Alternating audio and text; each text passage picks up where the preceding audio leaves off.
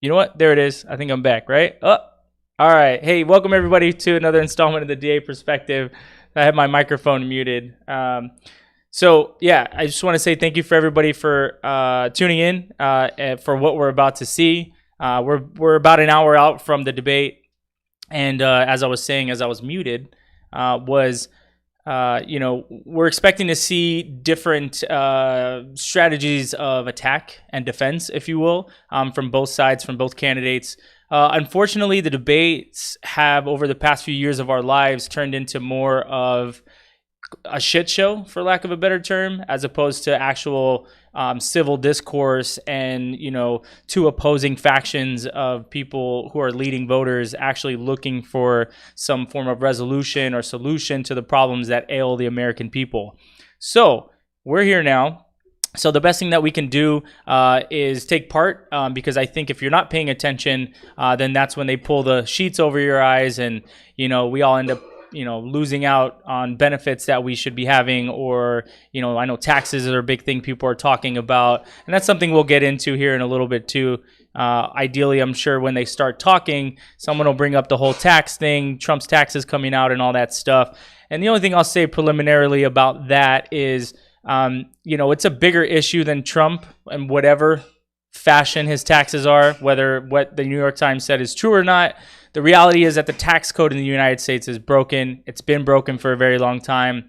Very wealthy people and just even business owners in general, they have for quite some time been allowed to exploit loopholes in the tax code, where the regular citizen, the what they call it, the Main Street Joe American or whatever, is not entitled to do so. So if anything, I would like the conversation past tonight and the presidency to continue on into fixing the tax code. I think that's a really important thing to do. So the other thing I was going to say was, I think what we're going to do tonight, what we are going to do tonight is I'm going to let this ABC thing run here. Hopefully they don't kill my feed. I don't think they will, though. We'll let these guys talk. I have a few other things I need to finish here before we go live. I have a buddy of mine who was supposed to come and take part in this analysis, this live commentary with me. I don't know if he's going to show up or not. We'll see. But we'll see if I can get him pulled in too, so we can get some live reaction from him as well. The idea is just to let these guys talk, and every once in a while we're going to pop in. As far as I know, the format for tonight is going to be an hour and a half with no breaks for these two individuals. For whatever reason, they felt that two men in their 70s needed to be pushed to the limit. So we'll see how that goes. So without further ado, I'm going to throw on this analysis. I'll pop in and out during the commercials because sometimes they play music that'll kill my feed and stuff like that. Oh, the other thing I wanted to address was I haven't been here for a couple weeks. I've been working on a few things outside of the DA perspective. However, I have still obviously been paying attention to what's going on in the political landscape, and I hope you all are as well. But on that note, what I did want to say is, I think it's beneficial for us, as humans, to take a step back sometimes from what we really, really like, which, for in this instance, for me, is politics, right? I noticed that some people around me have become increasingly they're just not, they're either one way or the other, but everything's really intense with what they think and feel about what's going on right now. And that's fair. I mean, that's fine, right? We're all being affected by this. But you know what? Take a mental health break, right? Take a step back for a few days, weeks, or months, whatever you see fit.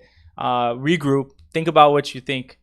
Take in some alternative sources of information, and then come back to the table and let's start these conversations again. So I will say that selfishly, I did appreciate being away for the past couple of weeks so that I could regroup myself, get a couple things together in my personal and professional life, and then come back here with all of you and start rocking it again with this. So so let me put on this ABC thing here. Let's make sure that this goes on and we have audio. And there we go. I don't think we have audio from there. Let me pull in the audio for the desktop real quick. I don't know. Oh, it's because I muted it because they were talking over me. Oh, There we go. 2016, you had lots of swing state polls that showed Trump ahead. We somehow had like a Jedi mind trick where we pretended that Biden or Clinton was sure to win, but it was a very close race. This race has been much steadier. There are fewer undecideds. Biden is at or above 50% in a lot of these polls. So Trump really needs to change some minds here, which is doable. I mean, it's a crazy campaign, but we're in a range now where you don't see comebacks as often as you would have back in July and August. Finally, just lift the veil a little bit on your process, because a lot of people pay attention to your bottom line. They look at that percentage you put up on your website every day. Just give the people a sense of what goes into that. So we take literally every poll that we can find. Polls that have been more accurate historically are weighted more heavily, like the ABC News Washington Post poll. But it's all based on history, right? Saying if you have a candidate with the lead of this margin with 35 days to go, how often do they win? And in Biden's case, the answer is maybe 75 or 80% of the time. Nate Silver, thanks very much. Let's talk about this more now with our roundtable. I want to start with Rahm Emanuel, former chief of staff to President Obama, mayor of Chicago. You worked with Joe Biden for a long time. Give a sense of what the world looks like from the Biden camp as they enter the debate tonight. Well, I think that if I said 9 months ago, you're going to have $150 million more than the incumbent president, you're going to be up in Pennsylvania, Michigan, and Wisconsin, would you take that 9 months ago? You take that and go. So he has a task here. He has a one-act play tonight. Reassure voters. Donald Trump has a three-act play. He's got to stop the momentum that's clearly being picked up, ticking up a point here, a point there, and moving. He has to stop it tonight, and then over the next two debates, try to change people's perceptions over the last 3.5 years that they have. In the end of the day, when you look at everything, just blow through it, Donald Trump is getting 42, 43%. That's exactly the number of his job approval. Joe Biden, 50, 49%, somewhere in that number. He's getting exactly the percentage of people who say, I will never vote for Donald Trump. And the centrifugal force of this election, on both positive energy and negative energy, is Donald Trump. This debate is big, but I bet you there's as good a chance as any that afterwards, short of something major happening, that we're going to say this too hasn't changed what's happened, because if it isn't a pandemic, and it isn't economic depression, and it isn't social and civil unrest that's happened all over the country that hasn't changed it, a debate won't also. So Donald Trump has a tough job tonight. Let me bring that to Chris Christie. You were part of the president's debate prep in 2016. You've been part of the president's debate prep this year as well. You wrote in your book that the debate prep in 2016 didn't go all that well. I can't use the words you used in your book. Not shocking. Exactly. I'm from New Jersey, George. So how is it going this time around? What does the president need to do? Well, much different and much better than 4 years ago. And listen, what he needs to do tonight, and I've been saying this all along, if this is an election for senior class president, Joe Biden wins. He is personally more popular with the American people than Donald Trump is right now. It's just a fact. But if Donald Trump makes this election about whose vision of America for the next 4 years is one that you agree with more, that's the ground he's got to play on. So I think he's got to play offense tonight, but that's natural to him. But what he plays offense on is most important. He plays offense on the issues that are very important to the American people, then I think he can have a good performance tonight. If we get into a personality battle back and forth, that's not good for the president. Yvette Simpson, we know that one of the things that the president has tried to do for the last several weeks is paint Joe Biden as a socialist, and kind of a Trojan horse for socialism. But we also know is that people have been voting all across the country for several weeks. They have, and I think that's the greatest, I think, benefit to the Democratic Party, because a lot more Democratic voters are taking those early ballots. But there's also a lot of confusion. We've been talking to voters in battleground states for the last couple of weeks, and people are afraid to put their ballots in the mail. They're afraid of the rules that keep changing. In my own state of Ohio, they still are battling over ballot boxes. And so what we're telling people is keep the momentum, keep getting out there, keep going. And so as Nate said, the one X factor in this election is, will people's votes count? Will we have a full and fair election, or will they be stopped at the polling? How does Joe Biden handle this balancing act? On the one hand, he has to rebut these charges that he's going to be a socialist without dampening enthusiasm from progressives in the Democratic Party. I think he just talks about what's important to him. I mean, we're not claiming Joe Biden as a liberal, progressive socialist. He's not that. And so if we're not saying it, I don't think anybody believes it. I think he just has to stick to the facts. He has to stick to what he is and what he's doing. And I think more importantly, he needs to come off very, very strong and as a strong leader, because right now, a lot of people are afraid. They're hurting, right? This RBG thing, it really shook the world. And a lot of people want to see him strong, bold, and making real change. And I hope if he shows up that way, I think he's going to unify a lot of people, including my wing of the party. Republican strategist Sarah Fagan, you say that Joe Biden actually has a tougher job tonight than the president. Well, I think he does, because in many respects, he's much less known than Donald Trump. Opinions on Donald Trump are very hardened. And so for the vice president, if he comes into this debate and he plays into the narrative that Donald Trump has tried to set of him, which is maybe he's in cognitive decline or he's going to make all these gaffes, it may cause the American people to say, oh, maybe there's something to what Trump is saying. Now, I do think that's a mistake for the president and potentially very risky, because the flip side of that is if Joe Biden shows up and he just is average, people are going to say, well, you didn't fit the narrative the president's been saying about you for the last many, many months of this race. Let me bring in Matt Dowd. You helped prepare George W. Bush for his debates. You've been a veteran of this process for a long time. One of the big questions on the table, how much will this debate matter?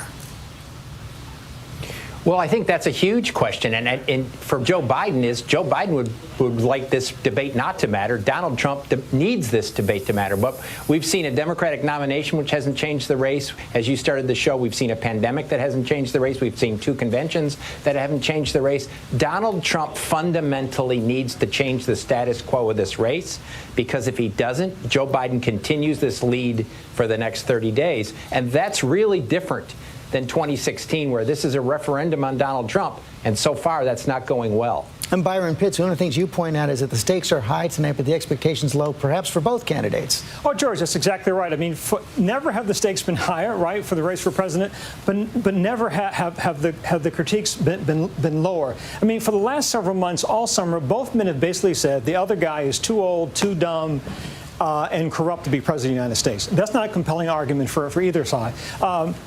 And, George, the question we always ask every 4 years, is your life better today than it was 4 years ago? And that I think, potentially is a dangerous question for President Trump. COVID-19, the economy, the racial divide, all that has happened in his watch, fairly or unfairly, that's happened in Trump's America. Byron Pitts, thanks very much. When we come back, Donald Trump Jr. for the president.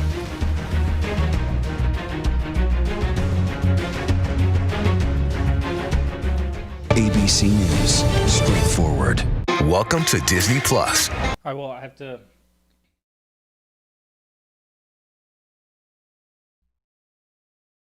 All right, let's make sure we're back. All right, we're back. Yeah, so, sorry, I'm definitely eating in between. So for those of you who just tuned in, again, thank you for joining the special edition of the DA Perspective. I'm just going to kind of recap what I talked to before. I just kind of want to talk through this commercial break because, again, sometimes they're playing some footage or some audio through the commercial break that will just kill my feed everywhere. So just to let everyone know, we are simulcasting right now on Twitch, Twitter, Facebook, and YouTube. So again, thank you everybody for tuning in. So I'm supposed to be joined tonight by a friend who's going to assist me in doing some live commentary. The debate format, as it's been told, is going to be a full 90 minutes and with no breaks. So excuse me, I know that there was a couple topics that were on the docket, and actually let me pull those up here so that I can list over what those are. Let's see. So yeah, I think they're in Cleveland right now as well. So, topics of debate that are probably going to come up. We're probably, the big bombshell that dropped this week was taxes, Trump's taxes, right? So, unfortunately, we don't have the actual documents. We're going based off of, the discussion rather was going based off of what the New York Times has published as an article detailing what they found to be true in the records that they have. However, those documents have not independently been verified by me, at least, or anyone else that I know of.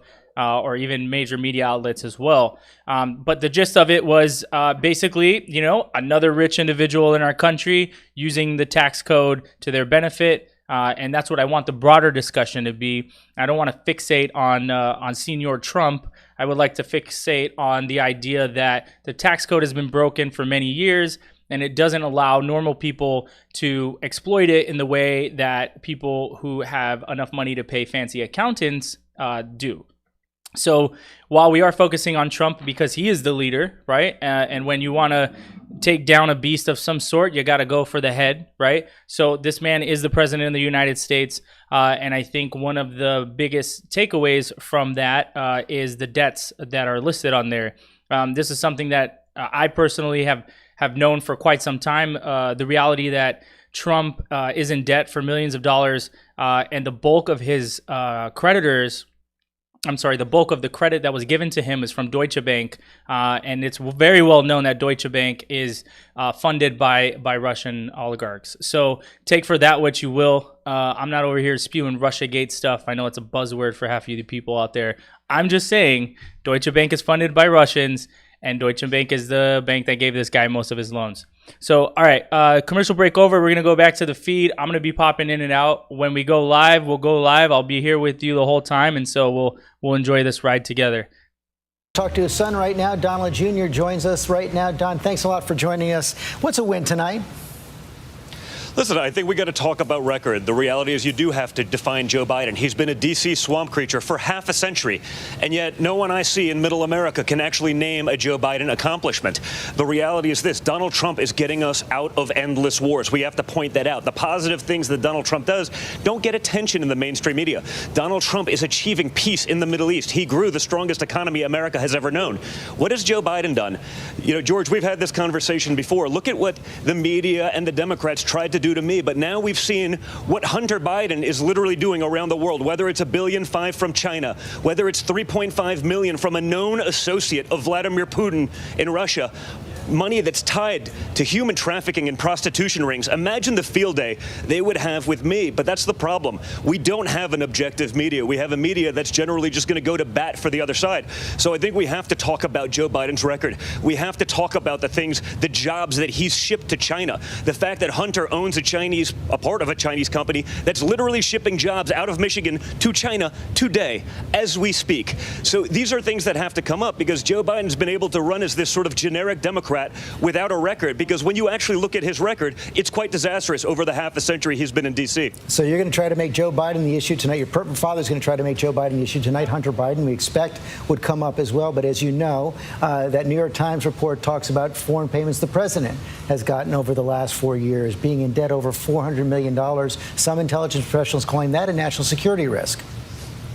I think that's ridiculous. I mean, anyone who's in real estate looks at leverage. Even the New York Times pointed out Trump Tower's worth is $500 million. If he has a $100 million mortgage on it, that's 20% leverage. Typical leverage would be 70 to 80%. That's not a risk. There's a reason for this. They don't talk about the $50 million in taxes paid through payroll taxes and other stuff from Donald Trump's businesses. So they take this snapshot where they can take the good, but they don't actually talk about the full picture. They don't talk about the truth. They don't talk about the jobs created in those businesses. The reality is this: if people have a problem with the tax code, talk to Joe Biden. He's the guy that's been legislating these things for 47 years. Joe Biden took advantage of loopholes in the payroll tax to do the same thing and to save $500,000 himself. That's what people do. If you have a problem, talk to the people who've been creating the American tax code for the last half a century, and that's Joe Biden. The last tax bill that was passed by your father, signed into law by your father, and many have pointed out that his business has got benefits from that tax bill. But I have one final question. Was it a mistake to lower expectations for Joe Biden coming into this debate? You know, I don't know. You see, I'm not so worried about the 2 hours of a debate or a 90-minute debate. I'm worried about the other 22 hours of the day where Joe seems to struggle, where he's on a teleprompter. I mean, he hasn't had to campaign the same way. I mean, I know people, honestly, George, running for first-grade class president that have spent more time campaigning than Joe Biden has for president of the United States. He's been doing debate prep for the last 2 months. That's presumably what he's been doing when he doesn't have to be on the road. But again, when you have a mainstream media that he'll sort of let him get away with that, to not answer questions, that's difficult. So I think Joe Biden should do fine. He's been doing this for a very, very long time. This should be his happy place. So we'll see what happens. But, I don't know. I think my father's got to be my father because that's what he is, and that's why he's delivering results rather than repeating the same mistakes of people who have been career politicians. Don Jr., thanks very much for your time tonight. When we come back, the deputy campaign manager for Joe Biden, Kate Bedingfield.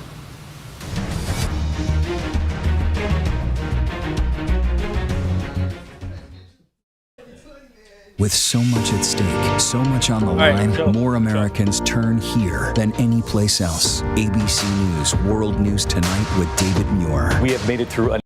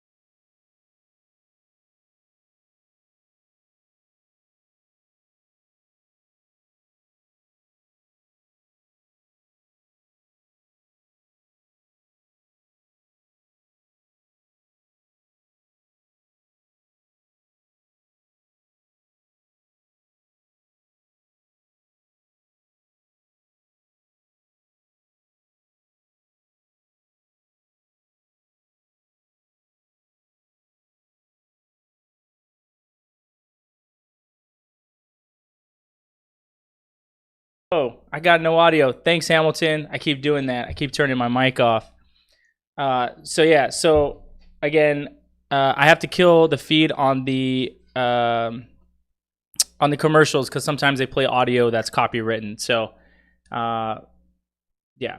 So again, tonight we're going to be going through and doing some live commentary with our two candidates, and we'll do our best to let them talk, but we will kind of chime in from now and again to kind of give our view on what's going on. And I say our because I have a buddy of mine here who casually showed up late and he's trying to get set up. So you all can, throw verbal insults at him here in a few, as I've already done in person. So, but yeah, so we're here to see these two gentlemen in their late 70s, I guess, spar verbally, for lack of a better term, on stage for, I guess, the spirit of America, as some would say.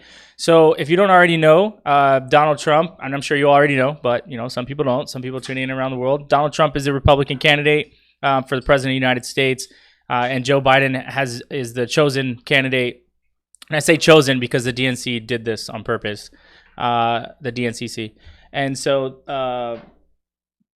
but Joe Biden is a candidate for the blue team. So I'm really excited to hear if they actually come out with some policy substance, anything that has to do with healthcare, infrastructure in America, immigration policy, obviously economic policy that's happening now. That's going to be very important because if you don't know, we're in the midst of a pandemic, right? And I'm sure you all know. So there's a lot of unanswered questions as to what's going to happen in the coming months. There's reports of 11 of the Republican-controlled states having an uptick in coronavirus cases. So we've yet to see how that's going to affect the election itself. Obviously, mail-in voting is a really big issue right now as well, and the security of this election is something that's going to be paramount. So, we'll see how that goes. I'm going to cut back in. We got about 23 minutes till it starts, and I'll let ABC do its thing for a little bit longer. But perhaps it is talking about Hunter Biden, suggesting that it's Joe Biden who's taken advantage of loopholes in tax bills. Well, George, it's interesting. I was listening to Don Jr., and I didn't hear a whole lot of reasons to vote for Donald Trump. I mean, Donald Trump has been president for 4 years. We are living in Donald Trump's America. He is the incumbent president. And I didn't hear a whole lot about what he's done to make life better for people in this country, what he's done to make life better for working families. I heard a lot of attacks. I heard a lot of personal criticisms of Joe Biden's son. I didn't hear a whole lot of reason, if I'm a voter sitting tonight, listening to this debate, I didn't hear a whole lot of reasons to vote for Donald Trump. What Joe Biden is going to do tonight is talk about the things that he would do as president to get this virus under control, to build our economy back better, to make it so that we can send our kids to school safely again. He is going to lay out a case tonight for the American people that what we've gotten from Donald Trump the last 4 years, we don't have to have 4 more years of that. We can go in a different direction. We can once again have a president in the White House who's going to be thinking first and foremost about working people. You're going to hear him lay that out tonight, his belief that this is a race between Scranton and Park Avenue, and he's going to make that case really forcefully tonight, directly to people who are watching at home. So does he let those attacks go? Some Democrats are worried that he might show some anger on stage, that President Trump might get under his skin. No, of course, he's not going to allow President Trump to misconstrue his record, or even to attack his son. I mean, these are attacks that we have seen Donald Trump and the Trump campaign try to deploy for 16 months in this campaign. They have been pretty universally discredited by the independent press. Senator Johnson put out a report last week that Mitt Romney himself said was essentially a political tool. I mean, this is not an attack that anybody has taken seriously or that has any credibility. And yet, Trump and the Trump campaign spend a tremendous amount of time focused on Joe Biden's family, not focusing on voters' families, not focusing on American families. So Joe Biden is going to offer a different choice tonight. He's going to offer a different vision for what this country can be, a positive vision, a hopeful vision, and one that is really about steady leadership, responsible leadership, taking ownership, being a president who puts people's needs first. That's what you're going to hear from Joe Biden tonight. And success tonight is?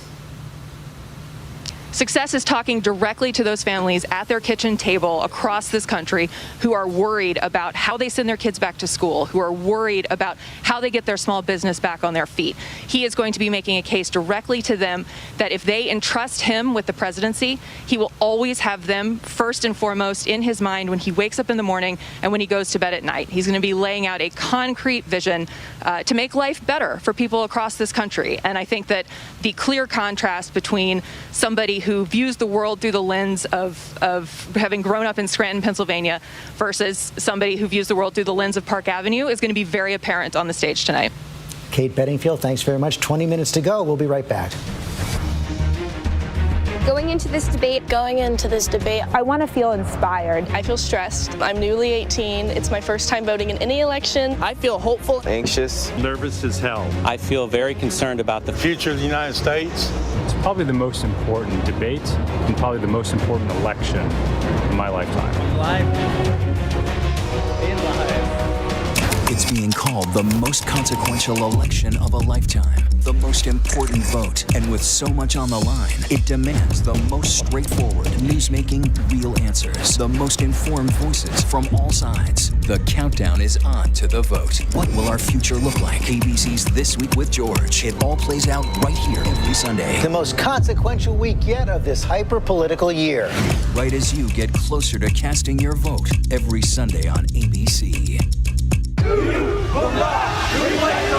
reality is our country can collapse from within. You see the white power movement on the march.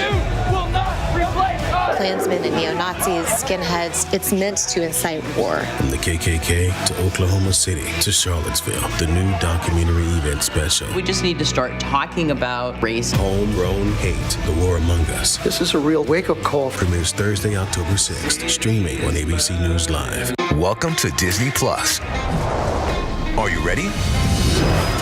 Drop in and explore.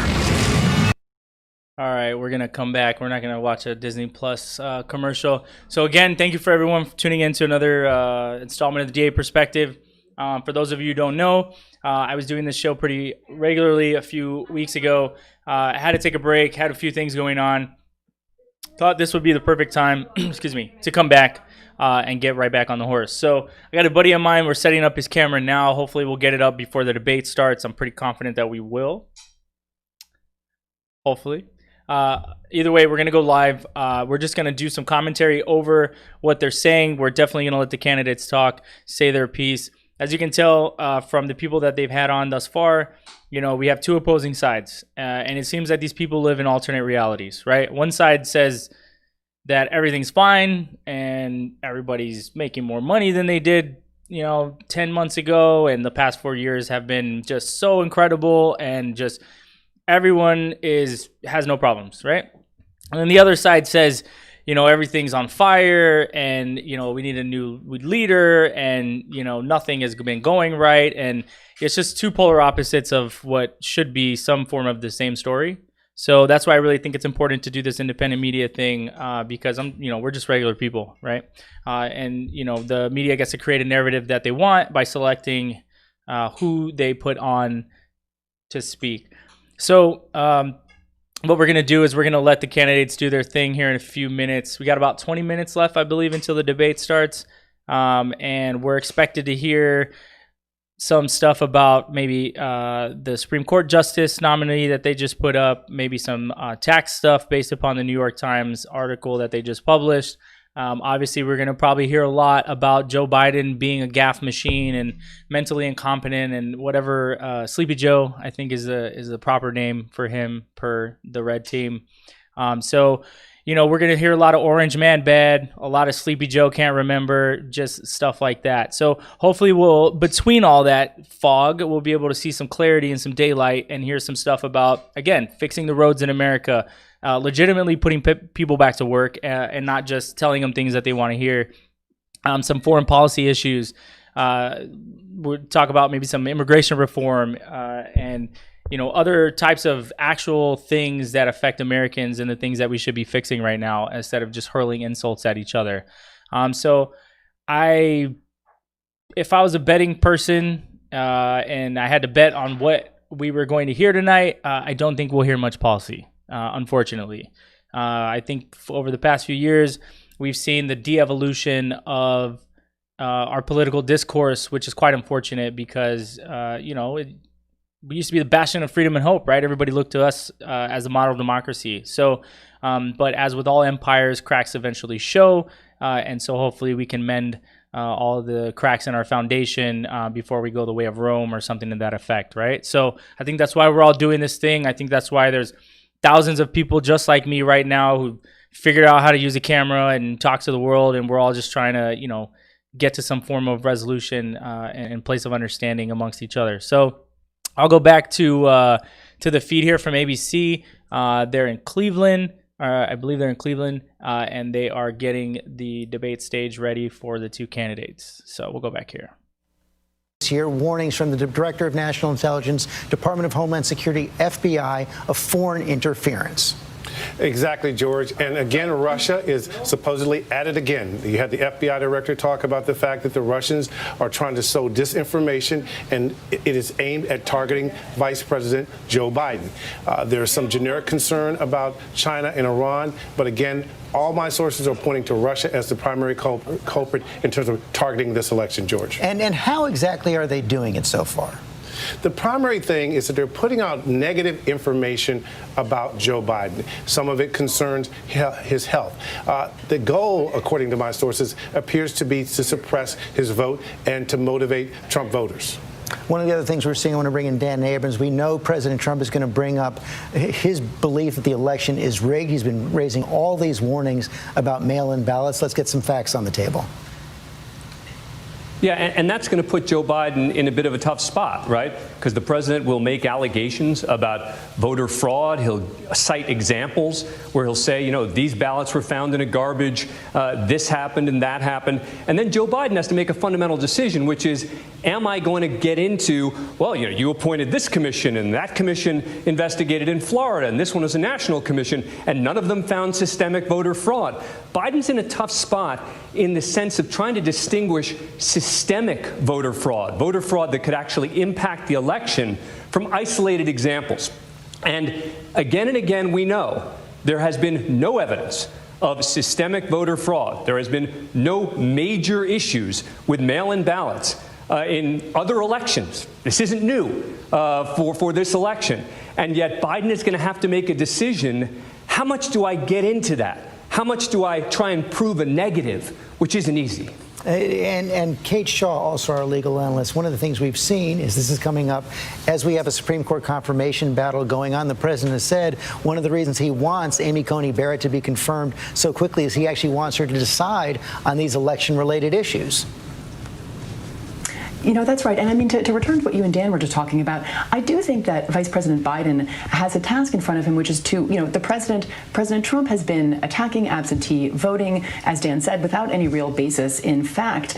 And yet, it may, you hear those kinds of accusations often enough, maybe they start to seem true. So there is some polling out there that suggests that a lot of people are starting to believe that there could be fraud or suppression in the election. And if you're, I think, Biden, you worry that people might choose just to opt out entirely because they're concerned about their vote not counting.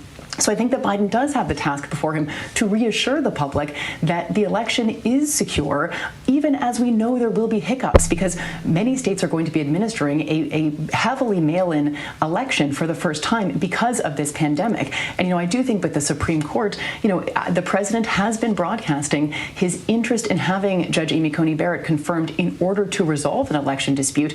If everything goes smoothly, the Supreme Court will have nothing to say about the winner of the election. But if there is some question in one or more states and the Supreme Court is asked to weigh in, it does raise fundamental legitimacy questions if it looks as though the president's handpicked justice may turn around and vote for him in an election dispute. Terry Moran also here. And Terry, of course, we've seen the Supreme Court step in before. Back in 2000, Bush v. Gore, Justice Scalia stopped the counting of the ballots in Florida.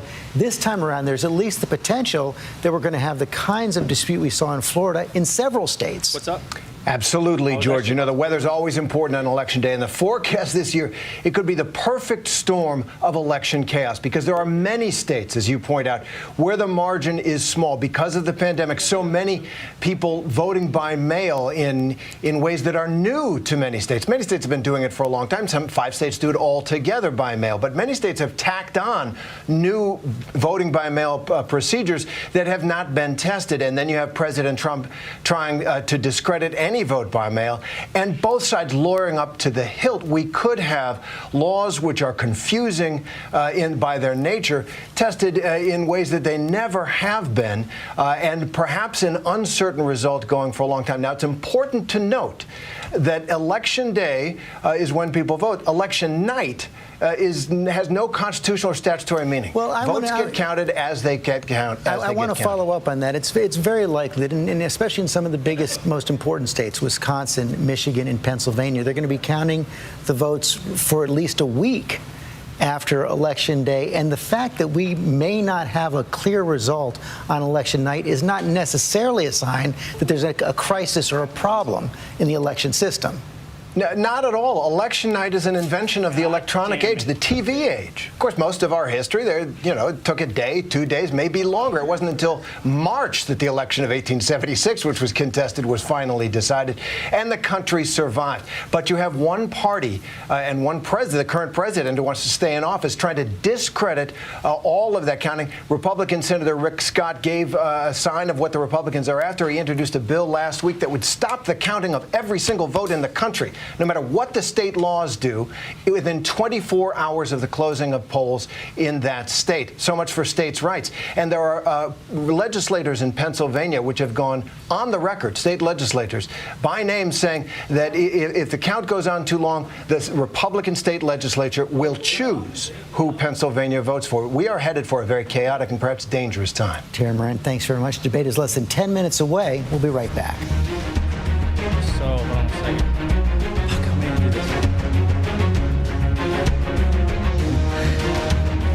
With so much at stake, so much on the line, more Americans turn here than any place else. ABC News World News Tonight with David Muir. We have made it through another week together. America's most watched program across all of television. This is what being live is all about. This is ABC News Live, the 24/7 streaming news source of ABC News. Breaking news, live events, streaming nonstop. Original breakthrough storytelling from ABC News, National Geographic, ESPN, and it's all designed differently for you to stream straight to any screen whenever you want. ABC News Live. Streaming everywhere, right to you. ABC News Live. It's that easy to go there.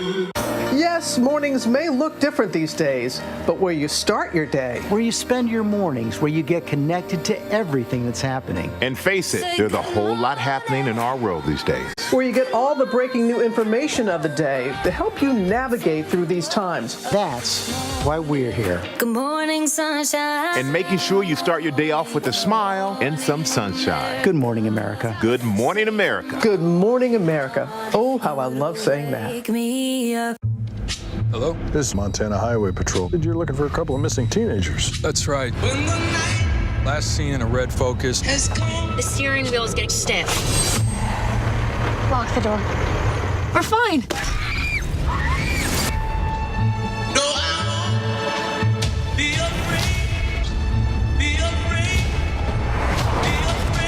Got ourselves a predicament. When the night has come. Admit it. These days, what you need to know seems to change, well, like every day. So what can help you feel smarter, better, happier? Welcome to GMA3, What You Need to Know, the third hour of Good Morning America. Lunchtime on ABC. What's the most innovative daily news podcast out there to listen to every day? Well, the Edward R. Murrow Awards say it's Start Here, the daily news podcast from ABC News. Even the New York Times calls us a top news podcast worth listening to. So if you like getting behind the biggest news stories of the day, inside all the details, the backstory, and what will happen next, then listen to Start Here, the daily news podcast from ABC News. It's like no other news podcast out there. Even the critics agree. Listen free on Apple Podcasts. On your carts. Get set. No, not yet. right, everyone. Hold on. Give me 1 second. The highest card total could be leaving. I need to fix this mic. So we got. All right, you're live now, sir. So just sit there. Let's get it. We're gonna get his audio working. This is actually one of the other individuals who I've been trying to get on the show for a long time. Let me get his mic turned on. Give me a mic check over there. Mic check, mic check. All right, hold on. Let me get you turned on here in the audio sphere. Let's see. Oh. Is that a gentleman or a woman? Who said that? All right, give me another mic check. Test. Where's my audio? Where's my audio from this guy over here?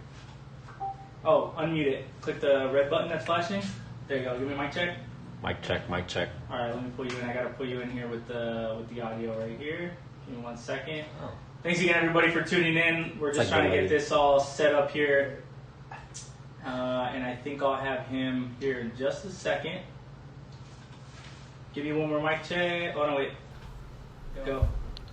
Mic check, mic check. Perfect. There you go. So hopefully we can hear you out there. Let me just turn on. I need to turn on a. Hold on 1 second. I'm gonna turn on a filter for him. I need to turn on the.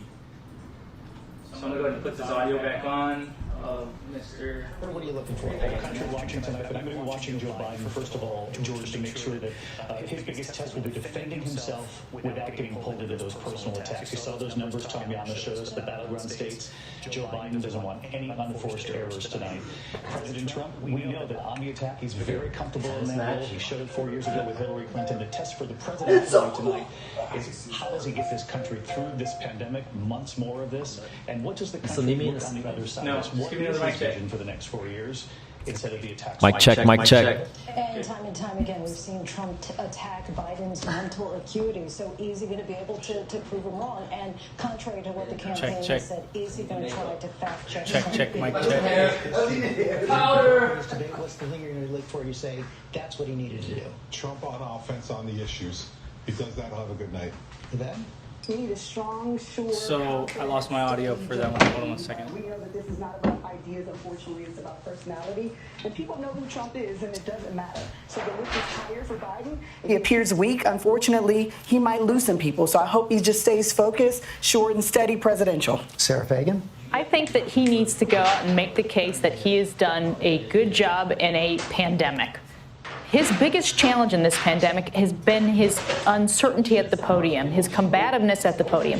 When you look at what the administration has done starting in March, therapeutics, vaccine, PPE, he's done okay.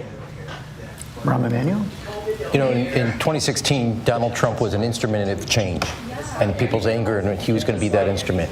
If all he is angry and comes right after Joe Biden with nothing to say but his anger, that is one gear, fifth gear, he'll lose this debate and then lose this election. Because tonight's his last stand. Let me ask you the question I asked Kate earlier. Which of those attacks from President Trump should Joe Biden let go? Which ones must he respond to? I think in the end of the day, he's got to say what it's. Look, I can say whatever you want about your family. You can say whatever you want about my family. But this is a debate about the American people and their family and their future. He's got to. In 1992 in New Hampshire, Bill Clinton said, the hits on me are nothing like the hits your kids are going to take unless we turn this country around. It's their kids, their future. Don't make it about two guys just fighting about themselves. Go to the American people, right to the camera, look at them and say, this is your fight, and I want that fight for you. Matthew Dowd?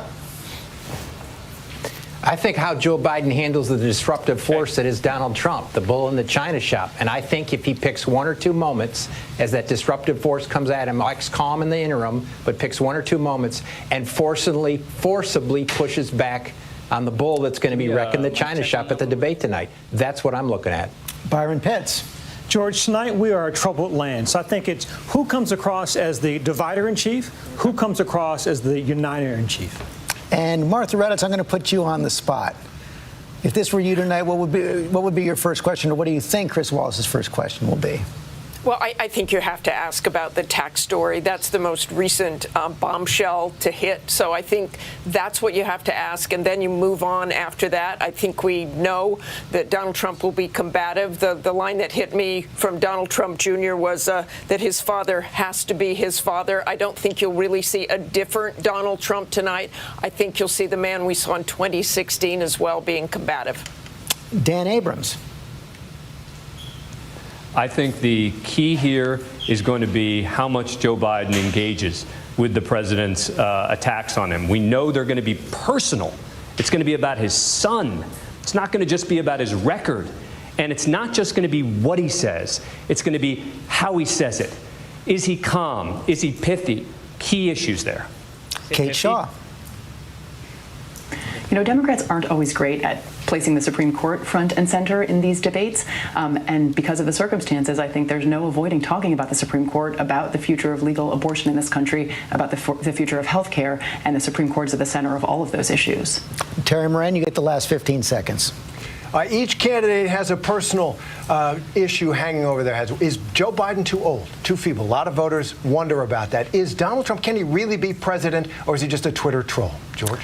Those are some of the big questions on the table tonight. We are just 15 seconds away now from the first presidential debate of 2020. That is the scene in Cleveland, Ohio. We'll be right back.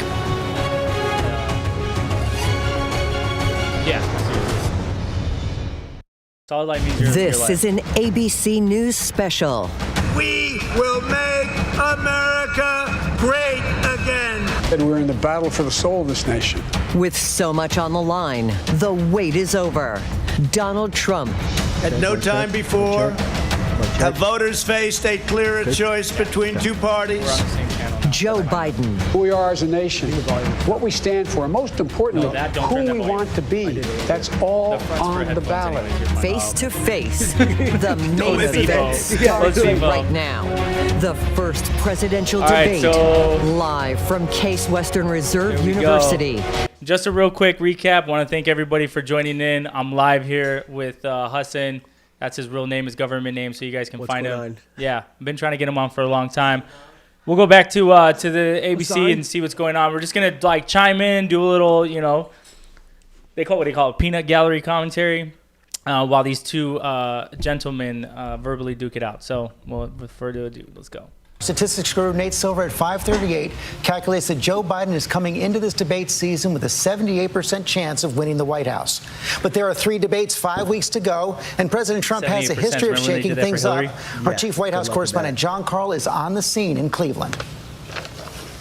George, Donald Trump goes into this debate with his back against the wall. By every publicly available measure, he is losing this race, trailing in the national polls, no consistent lead in any of the top dozen most competitive battleground states. He needs to change the dynamic of this race, and tonight is the best chance for him to do it. He's been here before. 4 years ago, his campaign was collapsing, and he turned it around in part with a debate and going relentlessly and ruthlessly on the attack. I expect that is what he will try to do tonight. Okay, John Karl. Mary Bruce also in Cleveland covering the Biden campaign. Joe Biden has been here before as well, not at the top of the ticket, but he has had 2 vice presidential debates during the general election season. George, this is his 27th debate for the White House, but Joe Biden has never faced an opponent before like Donald Trump. He says all he has to do to win here tonight is tell the truth, but it is not going to be that simple. Joe Biden knows that Donald Trump is going to make this personal. He is going to go on the attack. Joe Biden's goal and his challenge here tonight is to try and rise above that, to not get dragged down into some brawl with the president. Biden will fight back if the president misconstrues his record, if he goes after his family, but don't expect Joe Biden to spend a lot of time here fact-checking the president. Instead, he wants to speak directly to the American people. He wants tonight to be about the issues. He's going to hit the president on taxes, on his business record, and especially in the midst of this pandemic, on health care, George. And we saw Joe Biden release his tax returns today, Mary. He did. Joe Biden trying to get ahead, trying to draw clear contrast, trying to set the tone for the debate to come. He did release his tax returns today for last year, drawing a sharp contrast with the president and that blockbuster New York Times reporting. Joe Biden, we now know, last year paid about $300,000 in federal income taxes. We still don't know what the president paid because he has not released his tax returns yet. It is likely to be the first question here, George. The moderator, Chris Wallace, is on the stage right now. He's outlined 6 topics for the debate, starting out with from the Trump and Biden records, the economy, COVID, Supreme Court, race and violence, election integrity. Let's go to Chris Wallace.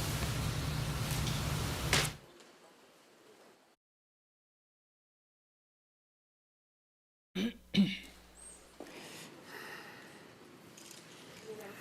you even get Ja Rule on the phone?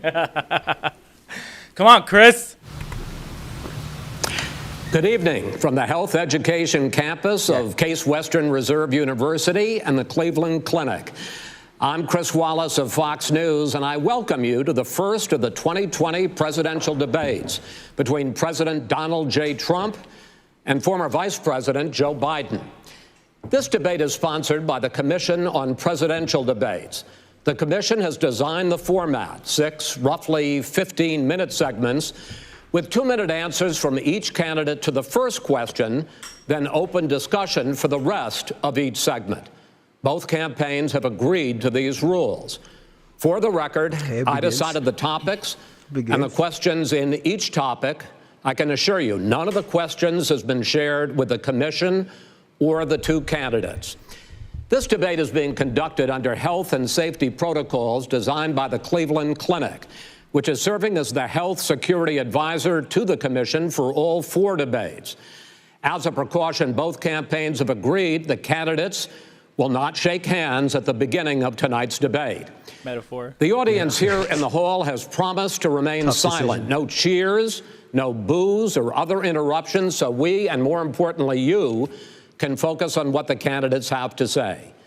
No noise except right now, as we welcome the Republican nominee, President Trump, and the Democratic nominee, Vice President Biden.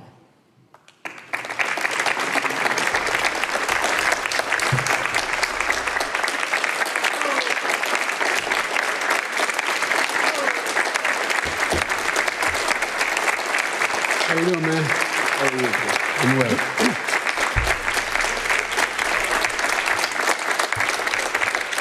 Gentlemen, a lot of people have been waiting for this night, so let's get going. Our first subject is the Supreme Court. President Trump, you nominated Amy Coney Barrett over the weekend to succeed the late Ruth Bader Ginsburg on the court. You say the Constitution is clear about your obligation and the Senate's to consider a nominee to the court. Vice President Biden, you say that this is an effort by the president and Republicans to jam through an appointment and what you call an abuse of power. My first question to both of you tonight, why are you right in the argument you make and your opponent wrong? And where do you think a Justice Barrett would take the court? President Trump, in this first segment, you go first, 2 minutes. Thank you very much, Chris. I will tell you very simply, we won the election. Elections have consequences. We have the Senate, we have the White House, and we have a phenomenal nominee, respected by all, top academic, good in every way, In fact, some of her biggest endorsers are very liberal people from Notre Dame and other places. So I think she's going to be fantastic. We have plenty of time. Even if we did it after the election itself. I have a lot of time after the election, as you know. So I think that she will be outstanding. Yeah. She's going to be as good as anybody that has served on that court. We really feel that. We have a professor at Notre Dame, highly respected by all, said she's the single greatest student he's ever had. He's been a professor.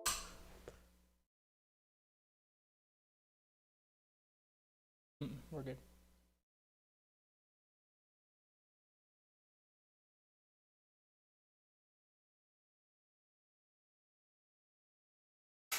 There's no way they would give it up. They had Merrick Garland, but the problem is they didn't have the election, so they were stopped. And probably that would happen in reverse also. Definitely would happen in reverse. So we won the election, and we have the right to do it, Chris. President Trump, thank you. Same question to you, Vice President Biden. You have 2 minutes. Well, first of all, thank you for doing this and looking forward to this, Mr. President. Thank you, Joe. The American people have a right to have a say in who this people.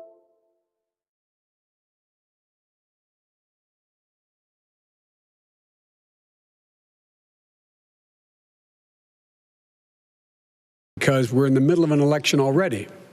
The election has already started. Tens of thousands of people have already voted. And so the thing that should happen is we should wait.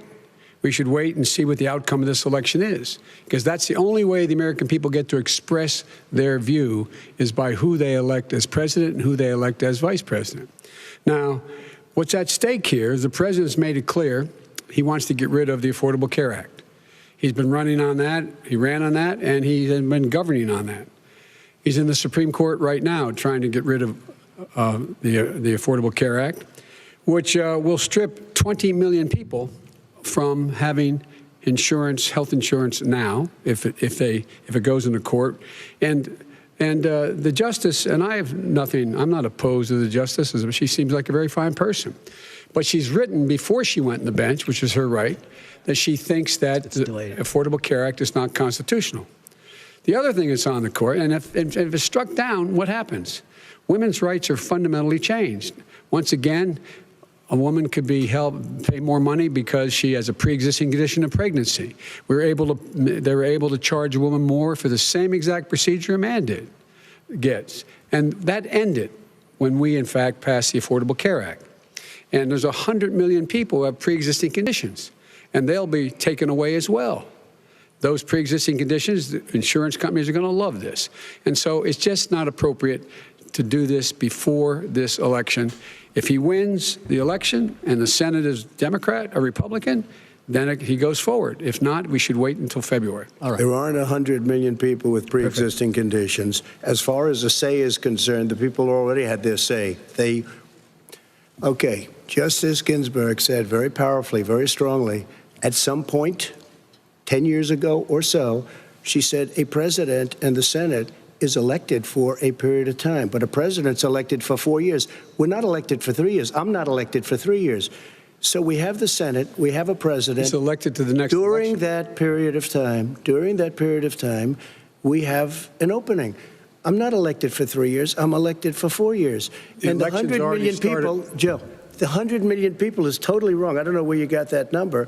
The bigger problem that you have is that you're going to extinguish 180 million people with their private health care that they're very happy with. That's simply not true. Well, you're certainly going to socialist. You're going to socialist. We're now into, gentlemen, we're now into open discussion. Open discussion. Open discussion. Yes, I agree. Go ahead, Vice President. Number one, he knows that what I proposed.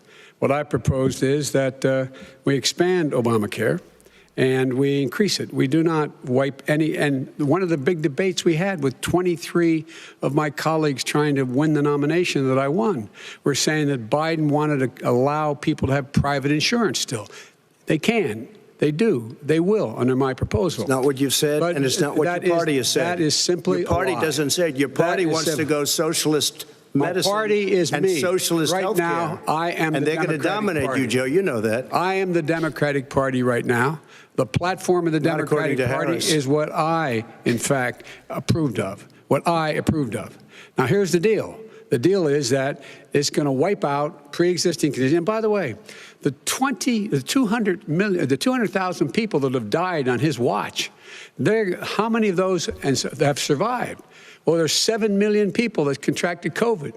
What does it mean for them going forward if you strike down the Affordable Care Act? Joe, you've had 308,000 military people dying because you couldn't provide them proper health care in the military. So don't tell me about this. I'm happy to talk about this. And if you were here, it wouldn't be 200, it would be 2 million people because you were very late on the draw. You didn't want me to ban China, which was heavily infected. You didn't want me to ban gentlemen, Europe, which was heavily infected. You would have been much later, Joe. Mr. President, much later. Mr. President. We're talking about 2 million people. Mr. President, as a moderator, the club again. Yeah, they're back. We are going to talk about COVID in the next segment, but go ahead. Let me finish. The point is that the president also is opposed to Roe v. Wade. That's on the ballot as well in the court. And so that's also at stake right now. And so the election is already You don't know it's begun. on the ballot. Why is it on the ballot? Because why is it on the ballot? It's not on the ballot. It's on the ballot in the court. I don't think so. In the court. Well, there's nothing happening there. Donald, would you and just you don't know her view on Roe v. Wade. You don't know her view. Well, all right. Let's talk. We got a lot to unpack here, gentlemen. We got a lot of time. So on health care, and then we'll come back to Roe v. Wade. All right. Mr. President, the Supreme Court will hear a case a week after the election in which the Trump administration, along with 18 state attorneys general, are seeking to overturn Obamacare, to end Obamacare. You have spent the last... Because they want to give good health care. If I may ask my question, sir. Good health care. Over the last 4 years, you have promised to repeal and replace Obamacare, but you have never in these 4 years come up with a plan, a comprehensive plan to replace Obamacare. Of course I have.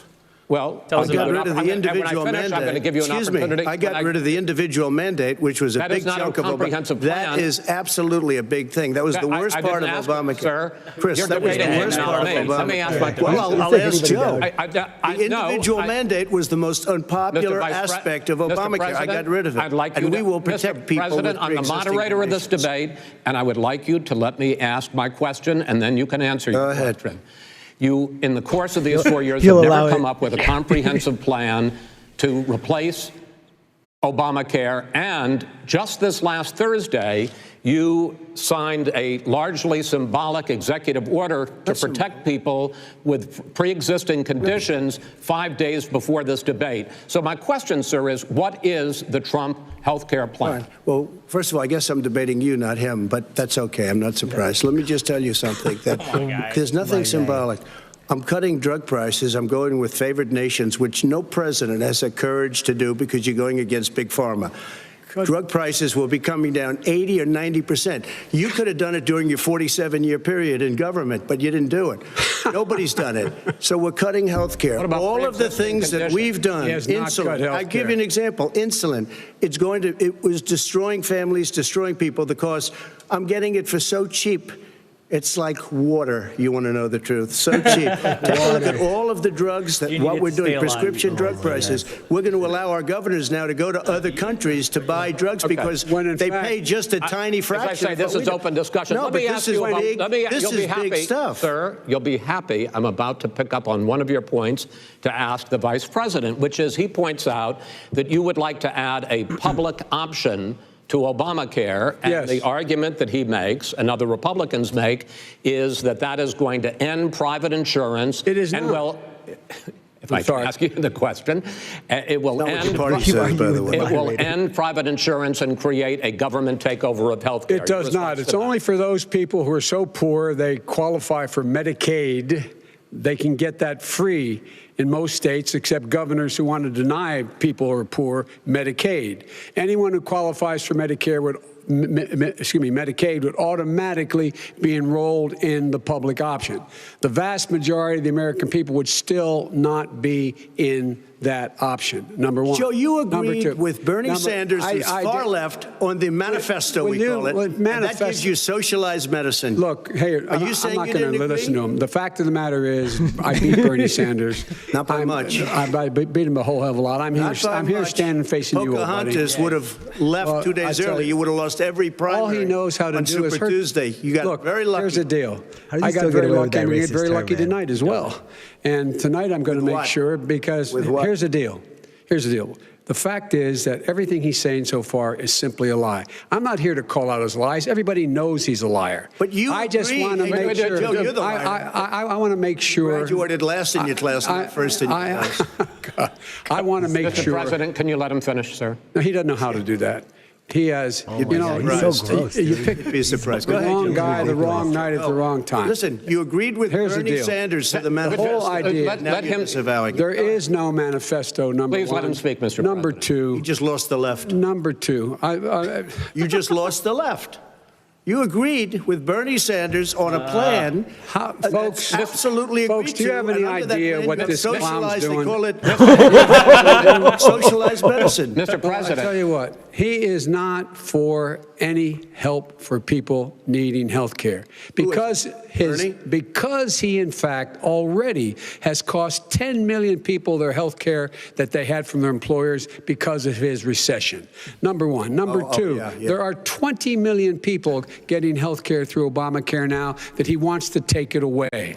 He won't ever look you in the eye and say that's what he wants to do. Take it away. No, I want to give them better health care at a much lower price because by the way, he doesn't know how. He doesn't know how to do that. I've already fixed it. He has never offered a plan. Fixed it to an extent. He has never done a single thing. As you might know, but probably does. Gentlemen, you realize if you're both speaking at the same time, and it's too expensive. Let the president go ahead, sir. Obamacare is no good. We made it better, and I had a choice to make very early on. We took away the individual mandate. We guarantee pre-existing conditions, but took away the individual mandate. Listen, this is the way it is. And that destroyed, that they shouldn't even call it Obamacare. Then I had a choice to make. Do I let my people run it really well or badly? Yeah. If I run it badly, they'll probably blame him, but they'll blame me. But more importantly, I want to help people, okay? I said, you got to run it so well. That's what and I just had a meeting with them. They said, the problem is no matter how well you run Obamacare, it's a disaster. It's too expensive. Okay. Premiums are too high, and it doesn't work. So we do want to get rid of it. Chris, we want to get rid of it. I understand it, sir, but I have to give you roughly equal time. Good. Please let the vice president talk. Good. He has no plan for health care. Of course we do. He sends out wishful thinking. He has executive orders that have no power. He hasn't lowered drug costs for anybody. He's been promising a health care plan since he got elected. He has none, like almost everything else he talks about. He does not have a plan. He doesn't have a plan. And the fact is, this man doesn't know what he's talking about. All right, I have one final question for you, sure. Mr. Vice President. If Senate Republicans, we were talking originally about the Supreme Court here, if Senate Republicans go ahead and confirm Justice Barrett, there has been talk about ending the filibuster or even packing the court, adding to the 9 justices there. You call this a distraction by the president, but in fact, it wasn't brought up by the president. It was brought up by some of your Democratic colleagues in the Congress. So my question to you is, you have refused in the past to talk about it. Are you willing to tell the American people tonight whether or not you will support either ending the filibuster or packing the court? Whatever position I take on that, that'll become the issue. The issue is the American people should speak. You should go out and vote. You're in voting now. Vote and let your senators know how strongly you feel. Vote now. Make sure you, in fact, let people know you're a senator. I'm not going to answer the question because the question is radical left. Will you shut up, man? Listen, who is Gentlemen, I think this is so unprecedented. We have ended this segment. We just told the president to shut up. Really productive segment, wasn't it? That's amazing. Keep yapping, man. The people understand. 47 years you've done nothing. They understand. All right.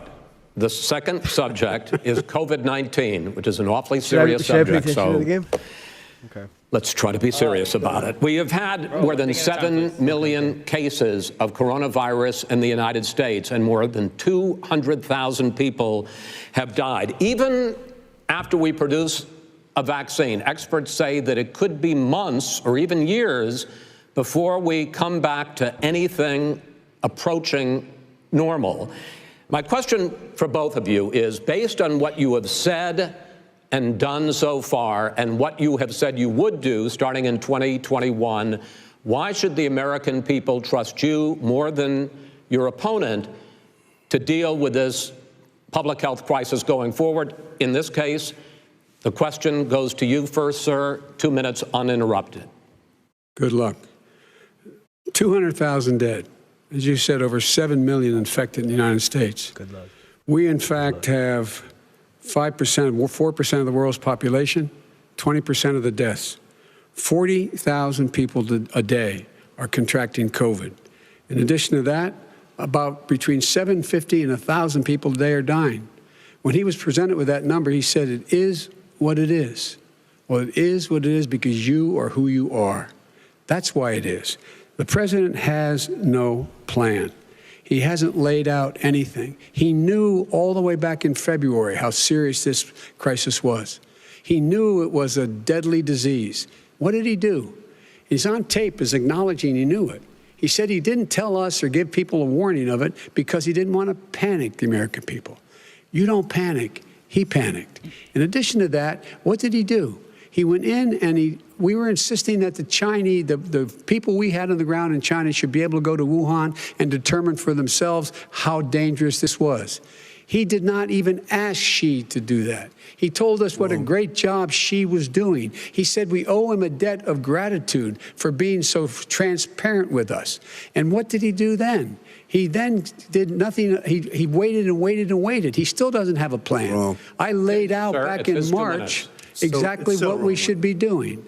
And I laid out again in July what we should be doing. We should be providing all the protective gear possible. We should be providing the money the House has passed in order to be able to go out and get people the help they need to keep their businesses open schools. It costs a lot of money. You should get out of your bunker and get out of the sand trap and get in your golf course and go in the Oval Office and bring together the Democrats and Republicans and fund what needs to be done now to save lives. So if we would have listened to you. You have 2 minutes, sir. If we would have listened to you, the country would have been left wide open. Millions of people would have died, not 200,000. And one person is too much. It's China's fault. It should have never happened. They stopped it from going in, but it was China's fault. And by the way, when you talk about numbers, you don't know how many people died in China. You don't know how many people died in Russia. You don't know how many people died in India. They don't exactly give you a straight count, just so you understand. But if you look at what we've done, I closed it, and you said he's xenophobic. He's a racist, and he's xenophobic because you didn't think I should have closed our country. Wait a minute. It says 2 minutes. You didn't think we should have closed our country because you thought it was terrible. You wouldn't have closed it for another 2 months. By my doing it early, in fact, Dr. Fauci said, President Trump saved thousands of lives. Many of you Democrat governors said, President Trump did a phenomenal job. We worked with the governor. Oh, really? Go take a look. The governors said I did a phenomenal job. Most of them said that. In fact, people that would not be necessarily on my side said that.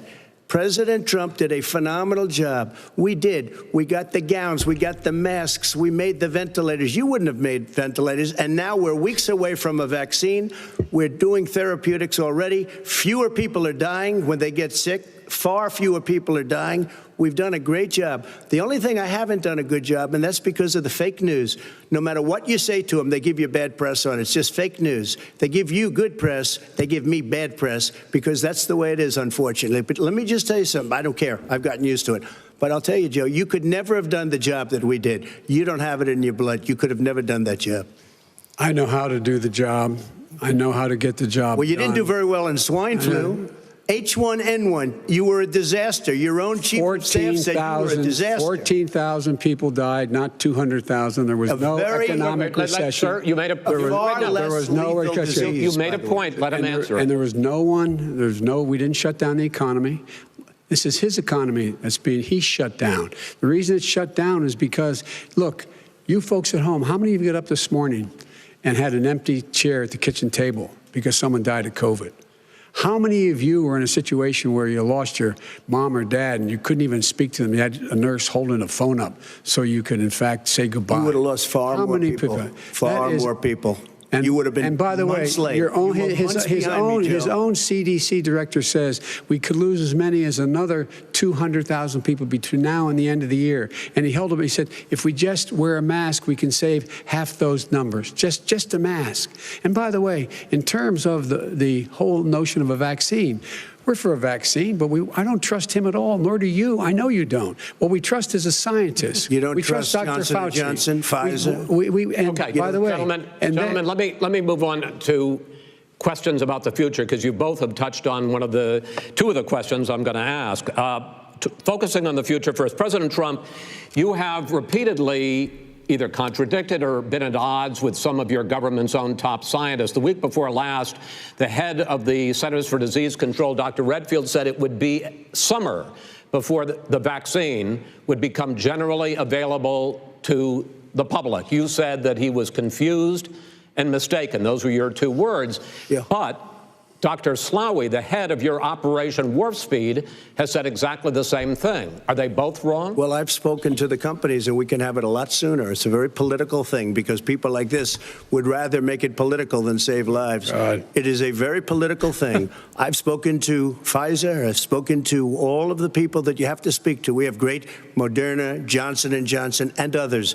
They can go faster than that by a lot. Become very political because the left, or I don't know if I call them left, I don't know what I call them. The head of your Operation Warp Speed, Dr. Slaoui? I disagree with him. Yeah, no, I disagree with both of them. And he didn't say that. He said it could be there, but it could also be much sooner. I had him in my office 2 days ago. He talked about the summer, sir, before it's generally available. Just like he said, it's a possibility that we'll have the answer before November 1st. It could also be after when it's that. Generally available. Well, we're going to deliver it right away. We have the military all set up. Logistically, they're all set up. We have our military that delivers soldiers, and they can do 200,000 a day. They're going to be delivering. This is the same man It's who all told set you up. by Easter this would be gone away. Right. By the warm weather, it'd be gone. Miraculous, like a miracle. And by the way, maybe you could inject some bleach in your arm, and that would take care of it. This is the same man. That was said sarcastically. That was that. I would have said sarcastically. So here's the deal. This man is talking sun. about a vaccine. Every serious company is talking about maybe having a vaccine done by the end of the year, but the distribution of that vaccine will not occur until sometime beginning or the middle of next year to get it out, if we get the vaccine. And pray God we will.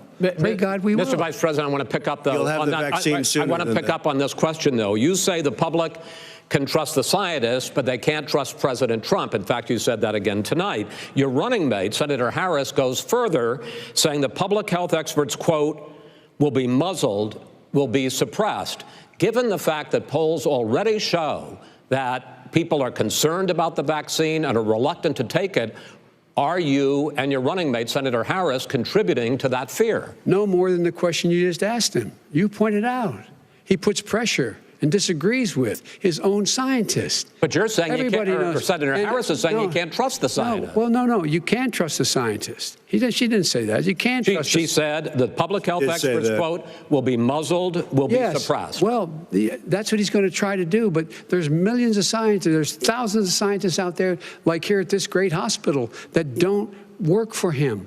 Their job doesn't depend on him. That's not, they're the people, and by the way. I spoke to the scientists that are in charge. By the way. They will have the vaccine very soon. Let him finish. Do you believe for a He'll moment make sure of it. what he's telling you in light of all the lies he's told you about the whole issue relating to COVID?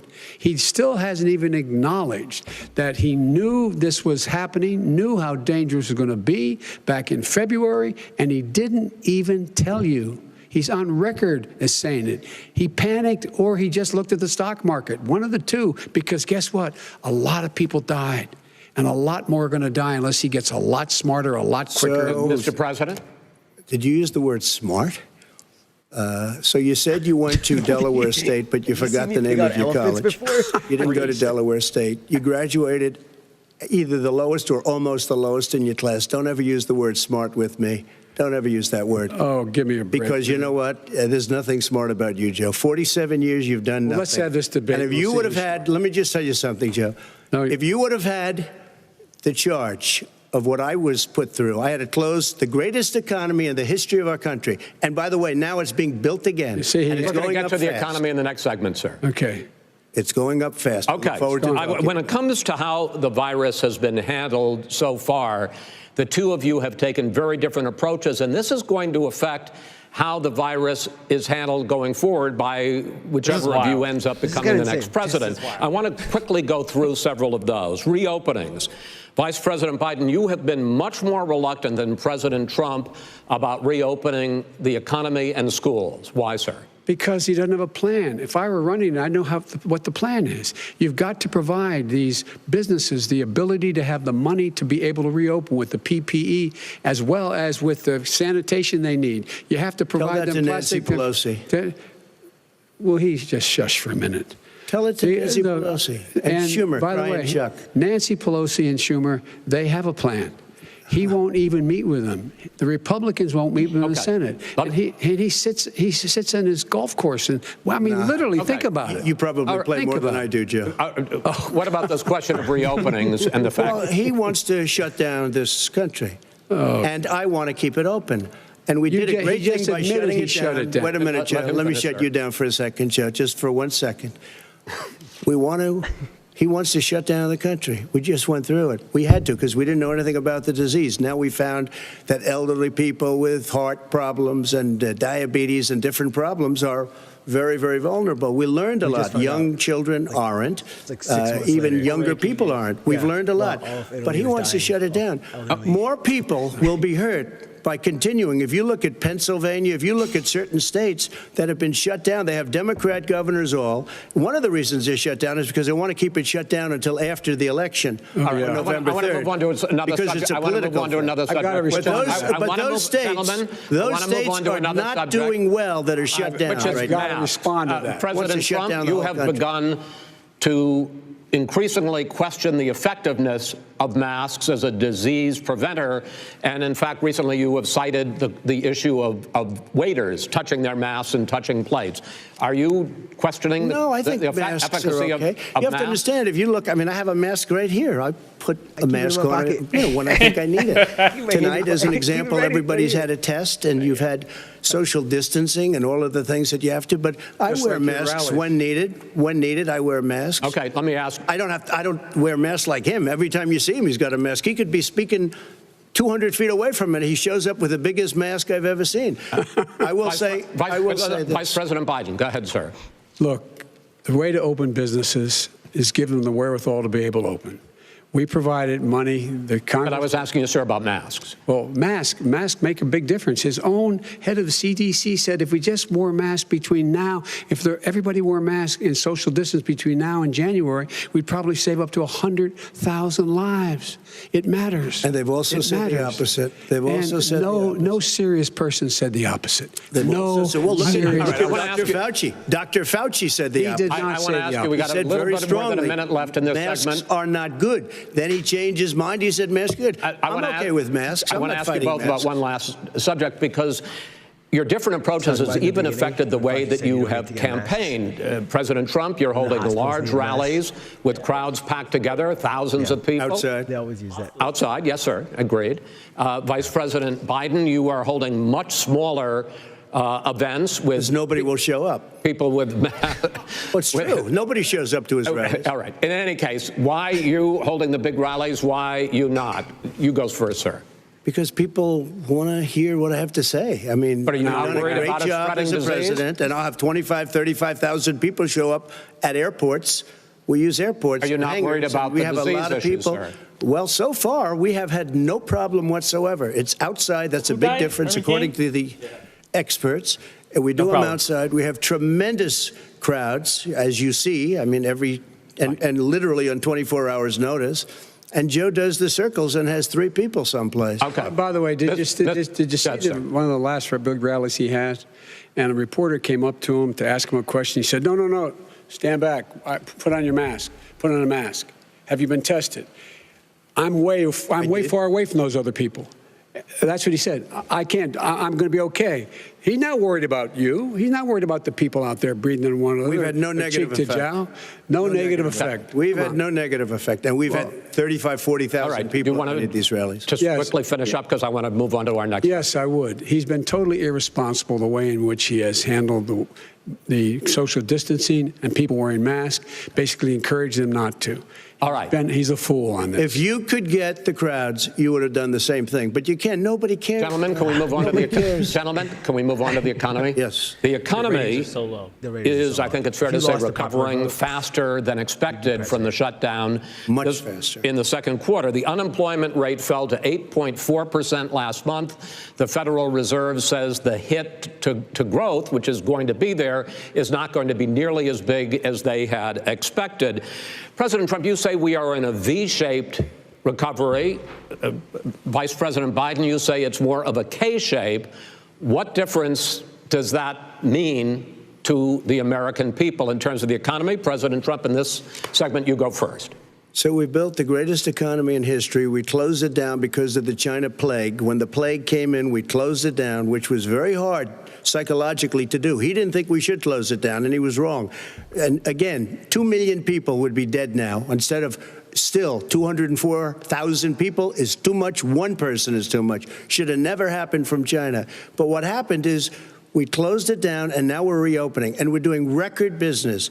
We had 10.4 million people in a 4-month period that we've put back into the workforce. That's a record the likes of which nobody's ever seen before. And he wants to close down he will shut it down again. He will destroy this country. You know, a lot of people, between drugs and alcohol and depression, when you start shutting it down, you take a look at what's happening in some of your Democrat-run states where they have these tough shutdowns. And I'm telling you, it's because they don't want to open it. One of them came out last week. You saw that.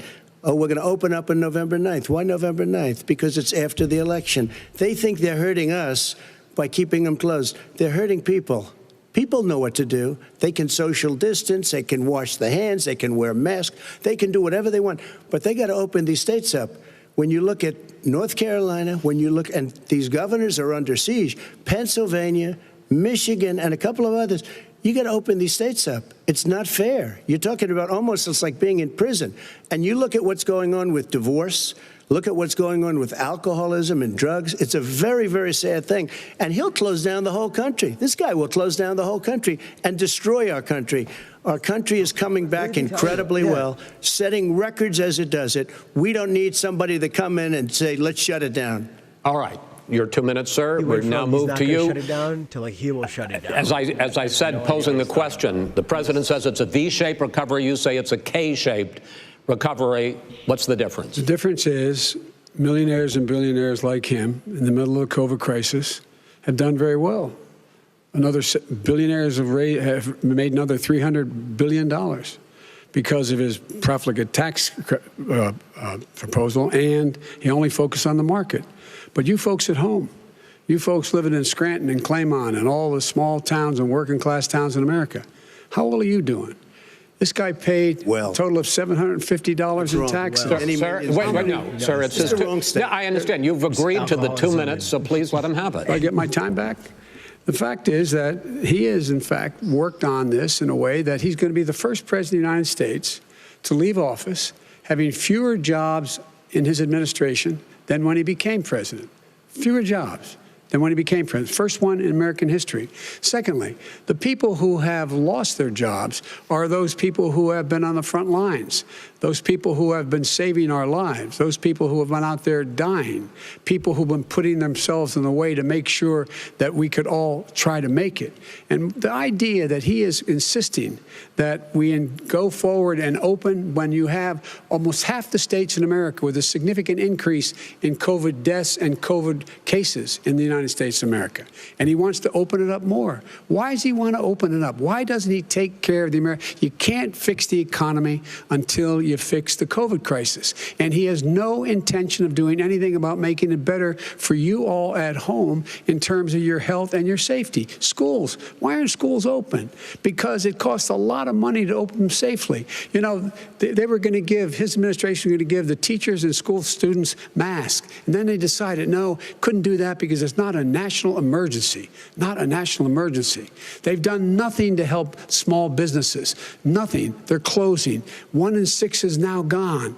He ought to get on the job and take care of the needs of the American people so we can open safely. All right. Your time is up, sir. Well, we are going to get to the... I have to respond to that. Well, you both had 2 minutes, sir. Excuse me, he made a statement.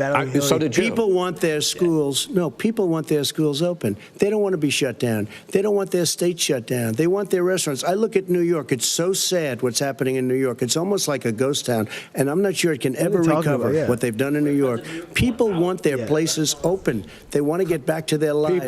They'll be careful, but they want their schools open. I'm the one that brought back football. By the way, I brought back football. You brought back football. I'm very happy to do it.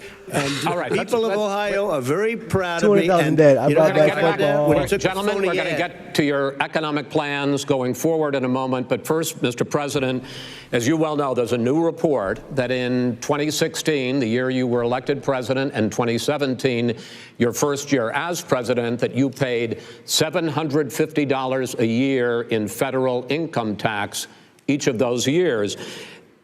I know that you pay a lot of other taxes, but I'm asking you the specific question. Is it true that you paid $750 in federal income taxes each of those 2 years? I paid millions of dollars in taxes, millions of dollars of income tax. And let me just tell you, There was a story in one of the papers. I paid $38 million one year. I paid $27 million. Show us your tax year. I went. You'll see it as soon as it's finished. You'll see it. You know, longest audit ever. Go to the Board of Elections. There's a 118-page or so report that says everything I have, every bank I have, I'm totally under-leveraged because the assets are extremely good, and we have a very, I built a great company. I'm asking you a specific question, which is. Let me tell you. I understand all of that. I understand all of that. No, Mr. President, I'm asking you a question. Will you tell us how much you paid in federal income taxes in 2016 and 2017? Millions of dollars. You paid millions of dollars? Millions of dollars. So yes. not 750. Millions of dollars, and you'll get to see it. And you'll get to see it.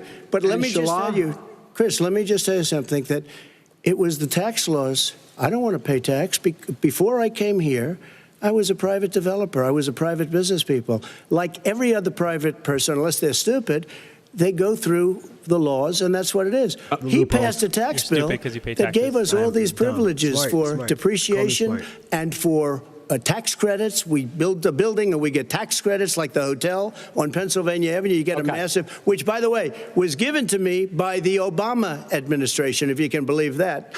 Now, the man got fired right after that happened. But President Biden, you want to respond? Yeah, I do want to respond.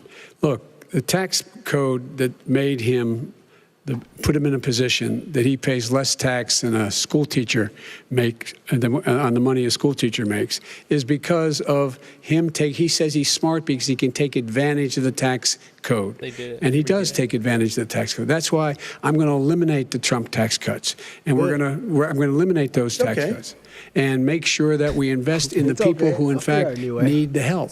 People out there need help. But why didn't you do it over the last 25 years? Because you weren't president. Why didn't you do it over because you weren't president screwing things up. You were a senator. You're the worst president America has ever had. Hey, Come Joe, on. let me just say, Joe, I've done more in 47 months. I've done more than you've done in 47 years, Joe.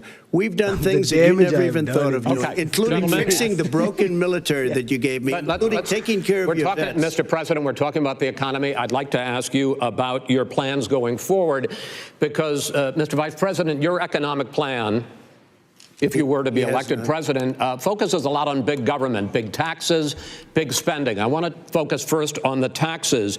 You propose more than $4 trillion over a decade in new taxes on individuals making more than $400,000 a year and on corporations. President Trump says that kind of an increase in taxes is going to hurt the economy as it's just coming out of a recession. Well, just take a look at what the analysis done by Wall Street firms. Points out that my economic plan would create 7 million more jobs than his in 4 years, number one.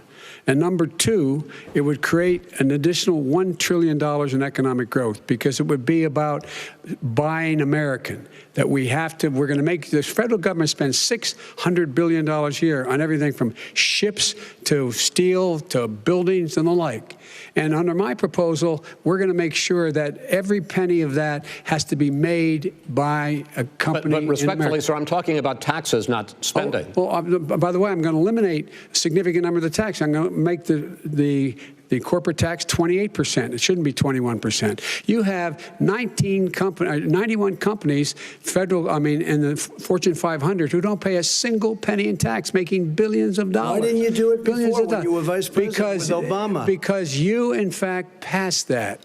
That was your tax proposal. I got it done, and you know what happened? Yeah, you got it done. Our economy boomed like it's never boomed. The economy is busted. Mr. President, let me pick up on that. You would continue your free market approach, lower taxes, more deregulation, correct? Not lower taxes for American people. Excuse me. But in Obama's, you talk about the economy booming. It turns out that in Obama's final 3 years as president, more jobs were created, 1.5 million more jobs than in the first 3 years of your presidency. They had the slowest recovery since economic recovery since 1929. It was the slowest recovery. Also, they took over something that was down here. All you had to do is turn on the lights and you pick up a lot.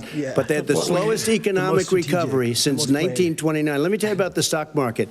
When the stock market goes up, that means jobs. It also means 401ks. No If you got in, not. if you ever became president with your ideas, you want to terminate my taxes, I'll tell you what, you'll lose half of the companies that have poured in here will leave, and plenty of companies that are already here, they'll leave for other places.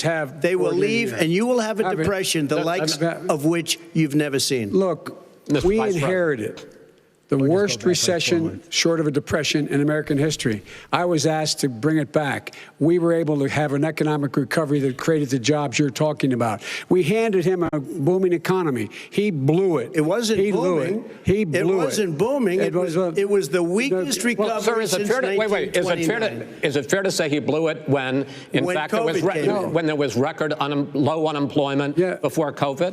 Yeah, but because what he did, even before COVID, manufacturing went in the hole. Manufacturing went in the hole. Excuse me, Chris. Wait. Number two. Chris. Number three. They said it would take. No, you were number two. No. Chris.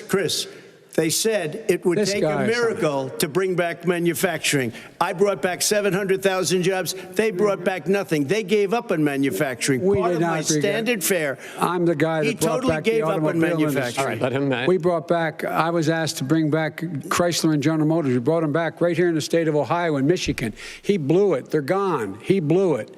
And in fact, they're going. Ohio had the best year it's ever had last year. Michigan had the best year they've ever had. That is not Many true. car companies came in from Germany, from Japan, went to Michigan, went to Ohio. American first. And they didn't come in like you. Mr. Vice President, go ahead. And so you take a look at what he's actually done.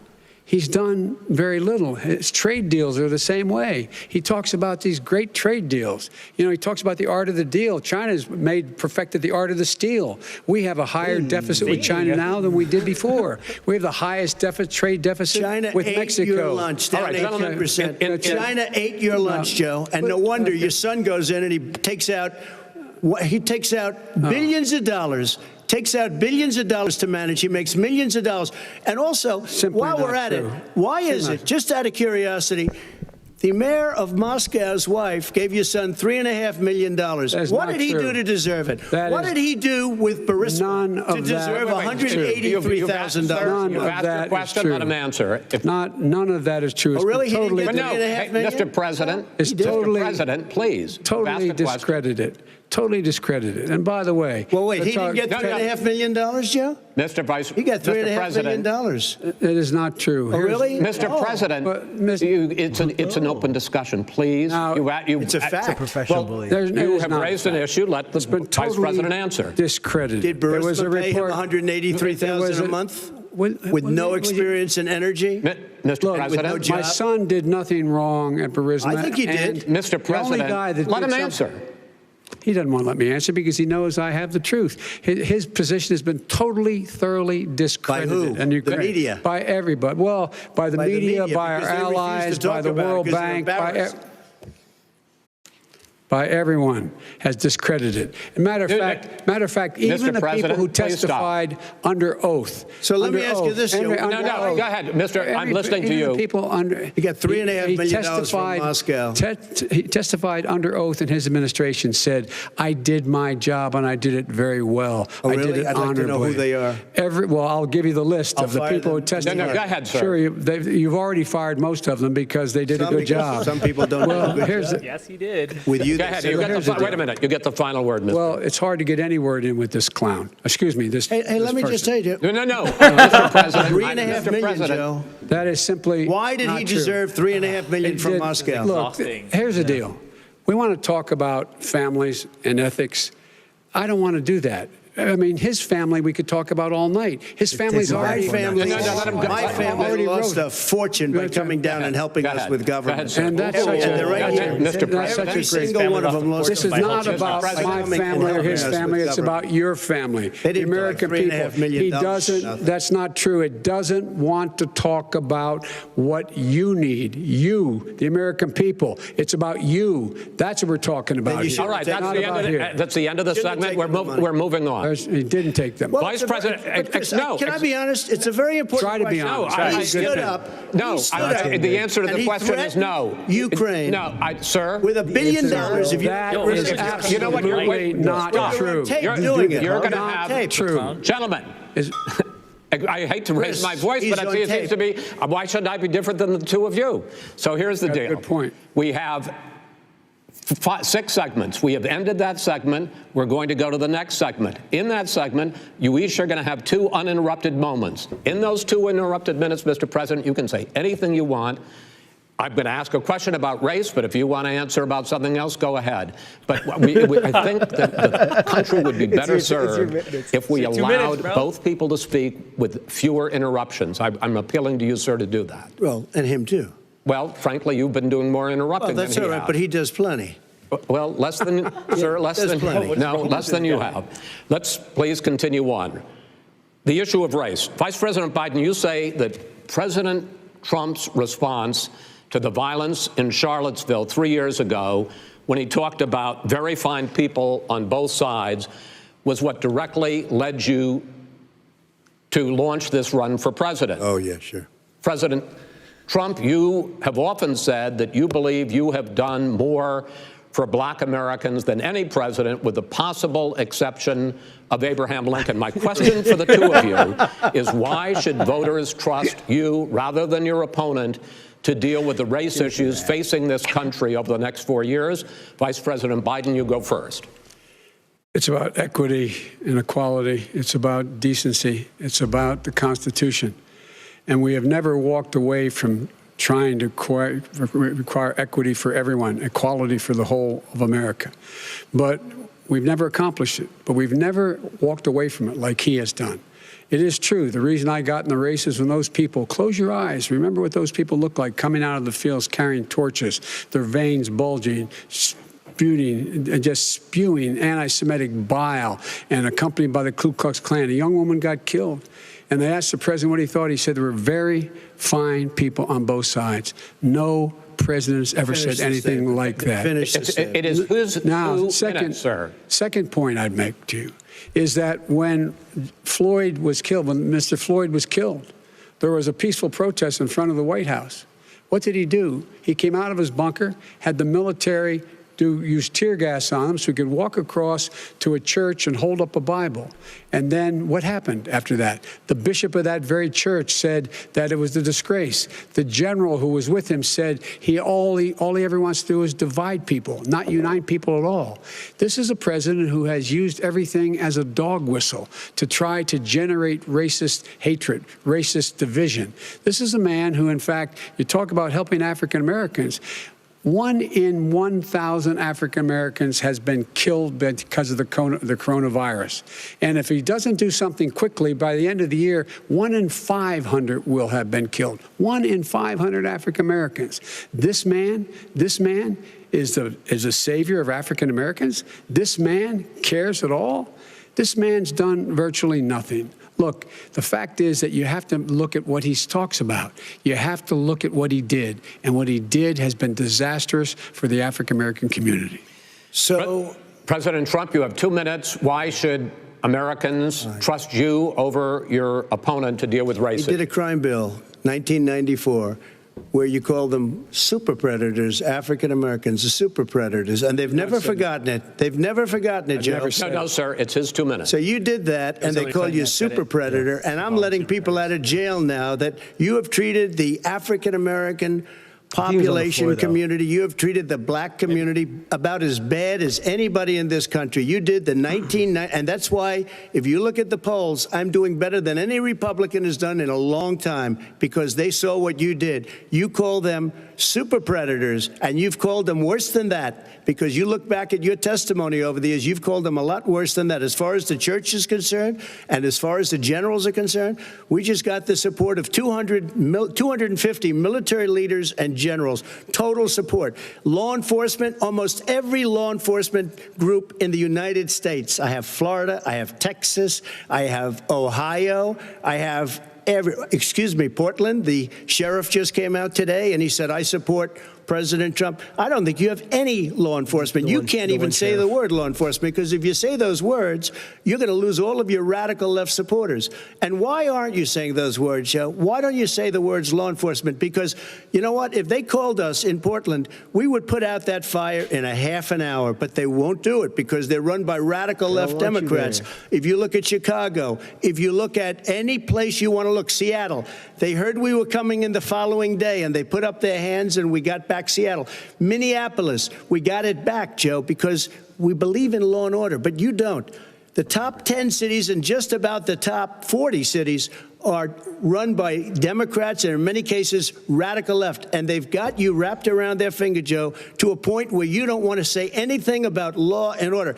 And I'll tell you what, the people of this country want and demand law and order, and you're afraid to even say it. All right. I want to return to the question of race. Vice President Biden, after the grand jury in the Breonna Taylor case decided not to charge any of the police with homicide, you said it raises the question, quote, whether justice could be equally applied in America. Do you believe that there is a separate but unequal system of justice for blacks in this country? Yes, there is. There's systemic injustice in this country, in education and work and in law enforcement and the way in which it's enforced. But look, the vast majority of police officers are good, decent, honorable men and women. They risk their lives every day to take care of us. But there are some bad apples. And when they occur, when they find them, they have to be sorted out. They have to be held accountable. They have to be held accountable. And what I'm going to do as President of the United States is call together an entire group of people at the White House, well, everything from the civil rights groups to the police officers, to the police chiefs, and we're going to work this out. We're going to work this out so we change the way in which we have more transparency in when these things happen. These cops aren't happy to see what happened to George Floyd. These cops aren't happy to see what happened to Breonna Taylor. Most don't like it. But we have to have a system where people are held accountable. And by the way, violence in response is never appropriate. Never appropriate. Peaceful protest is. Violence is never appropriate. All right, what is peaceful protest? When they run through the middle of a town and burn down your stores and kill people all over the place, that and you is say not peaceful protest. President Trump, I'm not asking, but you say it is. President Trump, I'd like to continue with the issue of race. I promise we're going to get to the issue of law and order in a moment. This month, your administration directed federal agencies to end racial sensitivity training that addresses white privilege or critical race theory. Why did you decide to do that, to end racial sensitivity training? And do you believe that there is systemic racism in this country, sir? I ended it because it's racist. I ended it because a lot of people were complaining that they were asked to do things that were absolutely insane, that it was a radical revolution that was taking place in our military, in our schools, all over the place, and you know it, and so does everybody else, and he would know. What is radical about racial sensitivity training? If you were a certain person, you had no status in life. It was sort of a reversal. And if you look at the people, we were paying people hundreds of thousands of dollars to teach very bad ideas and, frankly, very sick ideas. And really, they were teaching people to hate our country. And I'm not going to do that. I'm not going to allow that to happen. This is straight propaganda. We have to go back to the core values of this country. Yeah. They were teaching people that our country is a horrible place, it's a racist place, and they were teaching people to hate our country. And I'm not going to allow that to happen. Vice President Biden? Master's degree. Nobody's doing that. He's racist. You just don't know. Here's the deal. I know a lot more about this than he does. Let him finish. The fact is that there is racial insensitivity. People have to be made aware of what other people feel like, what insults them, what is demeaning to them. It's important that people know they don't want to. Many people don't want to hurt other people's feelings, but it makes a big difference. It makes a gigantic difference in the way a child is able to grow up and have a sense of self-esteem. It's a little bit like how this guy and his friends look down on so many people. They look down their nose on people like Irish Catholics like me and grew up in Scranton. They look down on people who don't have money. They look down on people who are of a different faith. They look down on people who are a different color. In fact, we're all Americans. The only way we're going to bring this country together is bring everybody together. There's nothing we cannot do if we do it together. We can take this on and we can defeat racism in America. President Trump, sir. During the Obama-Biden administration, there was tremendous division. There was hatred. You look at Ferguson, you go to many places. Look at Oakland. Look what happened in Oakland. Look what happened in Baltimore. Look what happened. Frankly, it was more violent than what I'm even seeing now. Oh, my but God. the reason this is mild. Democrats that run these cities ridiculous. don't want to talk like you about law and order. Violent And you still crime. haven't mentioned. Violent Are you crime. in favor of law and order? I'm in favor of law. You follow it. Are you in favor of law and order? Go Yes, ahead. I'm in favor. You Everybody's asked a in favor question, of let him finish. Law and order. Law and order. Let him answer. Law and order with justice, where people get treated fairly. And the fact of the matter is, violent crime went down 17%, 15% in our administration. All right. It's gone up on his watch. Went down much more in ours. All right, we're now. Mr. President, you're going to. Mr. President, every record in the Mr. President, you're going to be very happy because we're now going to talk about law and order. Places we had trouble were Democratic-run cities. That's exactly my question. There has been a dramatic increase in homicides in America this summer particularly, and you often blame that on Democratic mayors and Democratic governors, but in fact there have been equivalent spikes in Republican-led cities like Tulsa and Fort Worth. So the question is this really a party issue? I think it's a party issue. You can bring in a couple of examples, but if you look at Chicago, what's going on in Chicago, where 53 people were shot and 8 died, shot. If you look at New York, where it's going up like nobody's ever seen anything, the numbers are going up 100, 150, 200% crime. Yeah, it is crazy what's going on. Yeah. And he doesn't want to say law and order because he can't, because he'll lose his radical left supporters. And once he does that, it's over with. But if he ever got a country and they ran it the way he would want to run it, we would have our suburbs would be gone. By the way, our suburbs would be gone, and you would see problems like you never wouldn't know a suburb unless you took a wrong turn. Oh, I know suburbs. He would not. So much Wait a minute. I was raised in the suburbs. This is not 1950. All these dog whistles on racism don't work anymore. Suburbs are by and large integrated. There's many people today driving their kids to soccer practice and or to black and white and Hispanic in the same car as there have been any time in the past. What really is a threat to the suburbs and their safety is his failure to deal with COVID. They're dying in the suburbs. His failure to deal with the environment. They're being flooded. They're being burned out because his refusal to do anything. That's why the suburbs are in trouble. I do want to talk about this issue of law and order, though. And in the joint recommendation that came from the Biden-Bernie Sanders task force, you talked about, quote, reimagining policing. Yeah. First of all, what does reimagining policing mean, and do you support? It means. If I might finish the question, what does reimagining policing mean, and do you support the Black Lives Matter call for community control of policing? Look, what I support is the police having the opportunity to deal with the problems they face.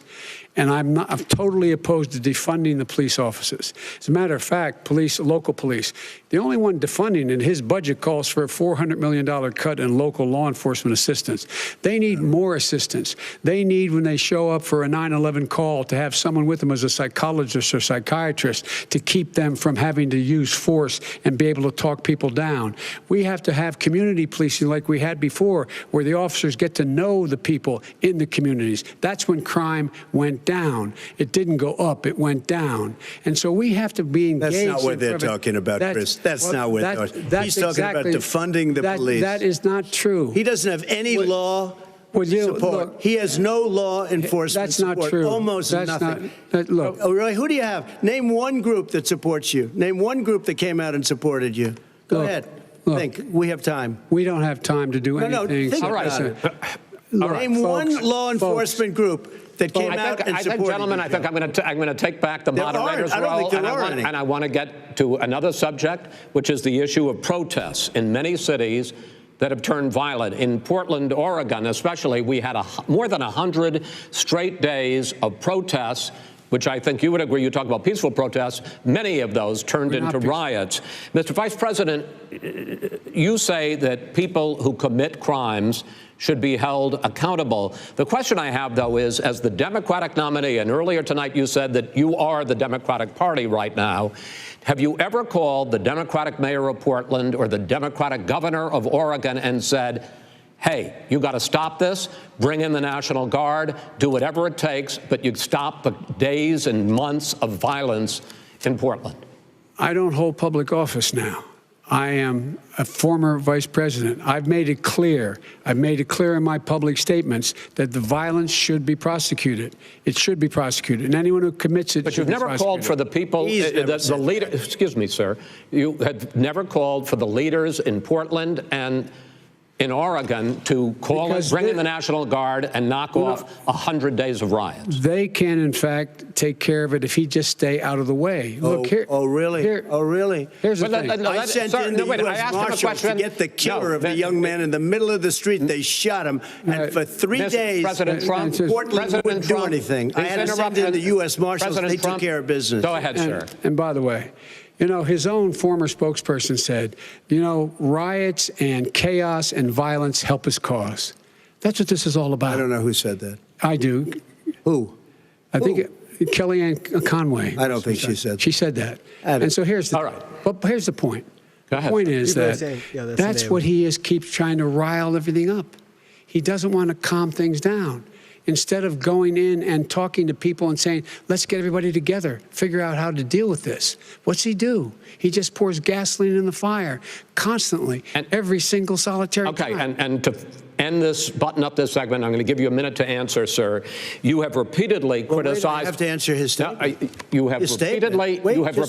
You've been talking back and forth. You made a statement. I'm asking you. I would love to end it. Sir, I would love to end it. You know, if you want to switch seats, we could very quickly. We could do that, but I'd send in the National Guard. It would be over. There'd be no problem. Okay. But they don't want to accept the National Guard. You have repeatedly criticized the vice president for not specifically calling out Antifa and other left-wing extremist groups. But are you willing tonight to condemn white supremacists and militia groups and to say that they need to stand down and not add to the violence in a number of these cities, as we saw in Kenosha and as we've seen in Portland? Sure, are you I'm prepared willing to do specifically do it? Well, go ahead, sir. I would say almost everything I see is from the left wing, not from the right wing. So what are you saying? I'm willing to do anything. I want to see peace. Then do it, sir. Say it. Do it. Say it.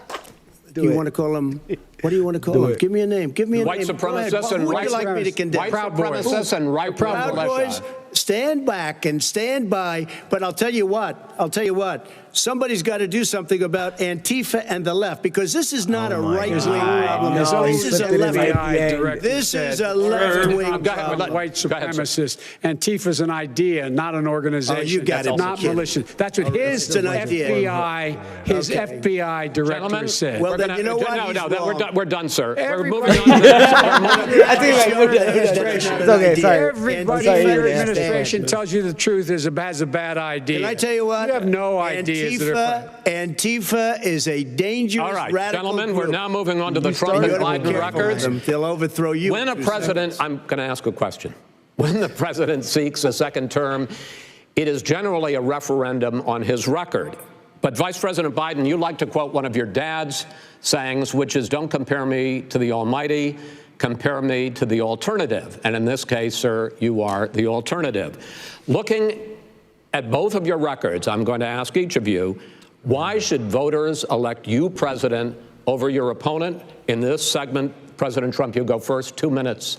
Because there has never been an administration or president who has done more than I've done in a period of 3.5 years. And that's despite the impeachment hoax.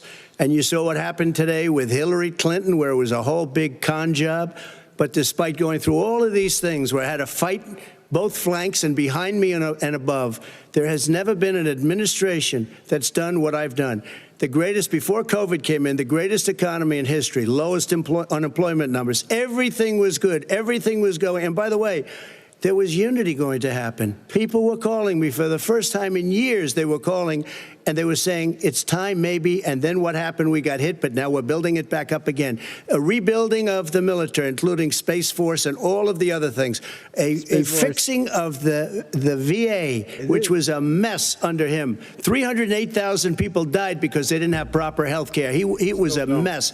And we now got a 91% approval rating at the VA, our vets. We take care of our vets. But we've rebuilt our military. The job that we've done, and I'll tell you something, some people say maybe the most important. By the end of the first term, I'll have approximately 300 federal judges and Court of Appeals judges, 300, and hopefully 3 great Supreme Court judges, justices. That is a record, the likes of which very few people, and you know one of the reasons I'll have so many judges?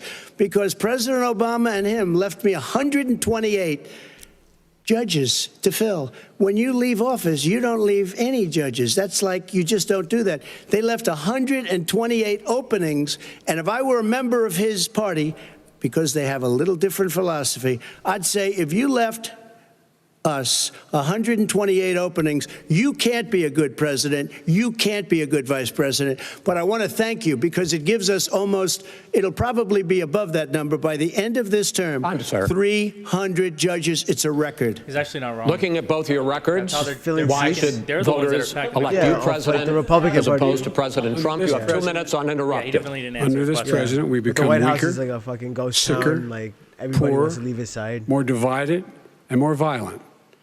When I was vice president, we inherited a recession. I was asked to fix it. I did. We left him a booming economy, and he caused the recession. With regard to being weaker, the fact is that I've gone head-to-head with Putin and made it clear to him we're not going to take any of his stuff. He's Putin's puppy. He still refuses to even say anything to Putin about the bounty on the heads of American soldiers. Your son got $3.5 million. And by the way, my son... Wait a minute. Mr. President, your campaign agreed to both sides would get 2-minute answers uninterrupted. Well, your side agreed to it, and why don't you observe what your campaign agreed to as a ground rule, okay, sir? He never keeps his word. Can you add no, I'm not asking. That was a rhetorical question. Can you go add ahead, back sir. 30 seconds? Yeah, yes, okay. You may have. All right. Go ahead. So, thirdly, we're poor. The billionaires have gotten much more wealthy by a tune of over $300 to $400 billion more just since COVID. You in the home, you got less. You're in more trouble than you were before. In terms of being more violent, when we were in office, there were 15% less violence in America than there is today. He's president of the United States. It's on his watch. And with regard to more divided, the nation can't stay divided. We can't be this way. And speaking of my son, the way you talk about the military, the way you talk about them being losers and being and just being suckers, my son was in Iraq. He spent a year there. He got the Bronze Star. He got the Conspicuous Service Medal. He was not a loser. He was a patriot, and the people left behind there were heroes. Really? And I resent. Are you talking about Hunter? Are you talking about Hunter? I'm talking about my son, Beau Biden. You're talking about. I don't know Beau. I know Hunter. Yeah, Hunter got thrown out of the military. He was thrown out, dishonorably discharged. That's not true. He wasn't dishonorably. Cocaine use. And he didn't have a job until you became vice president. Once you became vice president, he made a fortune in Ukraine, in China, in Moscow, that is simply and various not other places. True. He made a fortune. My son, and he didn't have a job. My son, like a lot of people we know at home, had a drug problem. He's overtaken it. He's fixed it. He's worked on it, and I'm proud of him. But why was he given tens of millions of dollars? But he wasn't given tens of millions of dollars. That is totally, President Trump, we've already been through. Totally discredited. We've already been through this. I think the American people would rather hear about more substantial subjects. Well, you know, as the moderator, sir, I'm going to make a judgment call here. $3.5 million from the mayor of Moscow. Let's talk about not true. Gentlemen, that report is totally discredited. Your son is like up on a Romney on that committee said it wasn't worth taxpayers' money. That report is written for political reasons. You know, I'd like to talk about climate change. So would I. Okay. The forest fires in the West are raging now. They have burned millions of acres. They have displaced hundreds of thousands of people. When state officials there blame the fires on climate change, Mr. President, you said, I don't think the science knows. Over your 4 years, you have pulled the U.S. out of the Paris Climate Accord. You have rolled back a number of Obama environmental records. What do you believe about the science of climate change, and what will you do in the next 4 years to confront it? I want crystal clean water and air. I want beautiful, clean air. We have now the lowest carbon. If you look at our numbers right now, we are doing phenomenally. But I haven't destroyed our businesses. Our businesses aren't put out of commission. If you look at the Paris Accord, it was a disaster from our standpoint. And people are actually very happy about what's going on because our businesses are doing well. As far as the fires are concerned, you need forest management in addition to everything else. The forest floors are loaded up with trees, dead trees that are years old, and they're like tinder, and leaves and everything else. You drop a cigarette in there, the whole forest burns down. You've got to have forest management. What do you You've got to have cuts. What do you believe about the science of climate change, sir? I believe that we have to do everything we can to have immaculate air, immaculate water, and do whatever else we can that's good. You know, we're planting 1 billion trees, the Billion Tree Project, and it's very exciting. You believe that human pollution, greenhouse gas emissions contributes to the global warming of the planet? I think a lot of things do, but I think to an extent, yes. I think to an extent, yes. But I also think we have to do better management of our forests. Every year, I get the call, California's burning. California's burning. If that was cleaned, if you had forest management, good forest management, you wouldn't be getting those calls. You know, in Europe, they have forest cities. They're called forest cities. They maintain their forests. They manage their forests. I was with the head of a major country. It's a forest city. He said, sir, we have trees that are far more, they ignite much easier than California. There shouldn't be that problem. I spoke with the governor about it. I'm getting along very well with the governor. But I said, you know, at some point, you can't every year have hundreds of thousands of acres of land just burned to the ground. That's burning down because of a lack of management. But, sir, if you believe in the science of climate change, why have you rolled back the Obama Clean Power Plan, which limited carbon emissions in power plants? Why have you relaxed? Because it was driving energy prices through the sky. Why have you relaxed fuel economy standards that are going to create more pollution from cars and trucks? Well, not really, because what's happening is the car is much less expensive and it's a much safer car, and you're talking about a tiny difference. And then what would happen, because of the cost of the car, you would have at least double and triple the number of cars purchased. We have the old slugs out there that are 10, 12 years old. If you did that, the car would be safer. It would be much cheaper by $3,500. In the case of California, they've simply ignored. No, but you would take a lot of cars off the market because people would be able to afford a car. Now, and by the way, we're going to see how that turns out. But a lot of people agree with me, many people. The car has gotten so expensive because they have computers all over the place for an extra little bit of gasoline. And, and I'm okay with electric cars, too. I think I'm all for electric cars. I've given big incentives for electric cars. But what they've done in California is just crazy. Have you? Vice President Biden, I'd like you to respond to the president's climate change record, but I also want to ask you about a concern. You proposed $2 trillion in green jobs. You talk about new limits, not abolishing, but new limits on fracking, ending the use of fossil fuels to generate electricity by 2035, and zero net emission of greenhouse gases by 2050. The president says a lot of these things would tank the economy and cost millions of jobs. He's absolutely wrong, number one. Number two, if in fact, during our administration, the Recovery Act, I was in charge, able to bring down the cost of renewable energy to cheaper than or as cheap as coal and gas and oil. Nobody's going to build another coal-fired plant in America. No one's going to build another oil-fired plant in America. They're going to move to renewable energy, number one.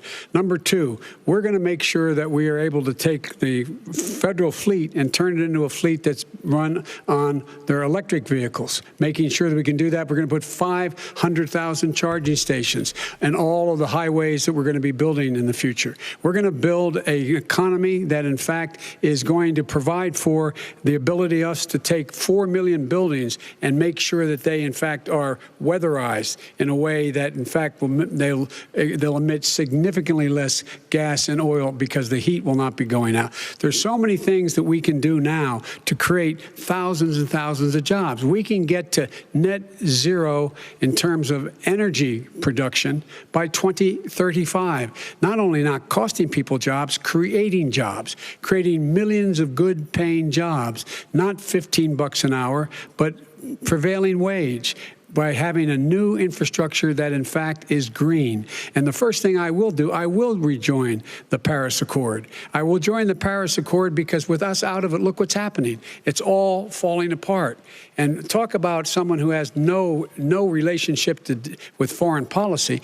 Brazil, the rainforests of Brazil are being torn down, are being ripped down. More carbon is absorbed in that rainforest than every bit of carbon that's emitted in the United States. Instead of doing something about that, I would be gathering up and making sure we had the countries of the world coming up with $20 billion and say, here's $20 billion. Stop tearing down the forest. And if you don't, then you're going to have significant economic consequences. What about the argument that President Trump basically says that you have to balance environmental interests and economic interests, and he's drawn his line? Well, he hadn't drawn a line. He still, for example, make sure that he wants to make sure that methane's not a problem. You can now emit more methane without it being a problem. Methane. This is a guy who says that you don't have to have mileage standards for automobiles that exist now. This is a guy who says that.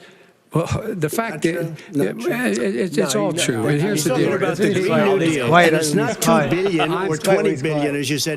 It's $100 trillion. I'm talking about where they want to rip down buildings and rebuild the building. No, it's the dumbest, most ridiculous. Where airplanes are out of business, where two-car systems are out, where they want to take out the cows too. You know, that's not true either, right? He's not wrong. This is a $100 trillion. That's more money than our country could make in 100 years if we were not the case. All right, let me because I actually, wait a minute, sir. I actually have studied your plan, and it includes upgrading 4 million buildings, weatherizing 2 million homes over 4 years, building 1.5 million energy-efficient homes. So the question becomes, the president is saying, I think some people who support the president would say that sounds like it's going to cost a lot of money and hurt the economy. What it's going to do is going to create thousands and millions of jobs, good paying jobs. Let him finish, sir. He doesn't know how to do that. $100 billion. The fact is, it's going to create millions of good-paying jobs, and these tax incentives to people for people to weatherize, which he wants to get rid of. It's going to make the economy much safer. Look how much we're paying now to deal with the hurricanes. By the way, he has an answer for hurricanes. He said maybe we should drop a nuclear weapon on them. He never said that. He did say made it up. And here's the deal: you make up we are going to be in a position where we can create hard, good jobs by making sure the environment is clean and we all are in better shape. We spend billions of dollars now, billions of dollars on floods, hurricanes, rising seas.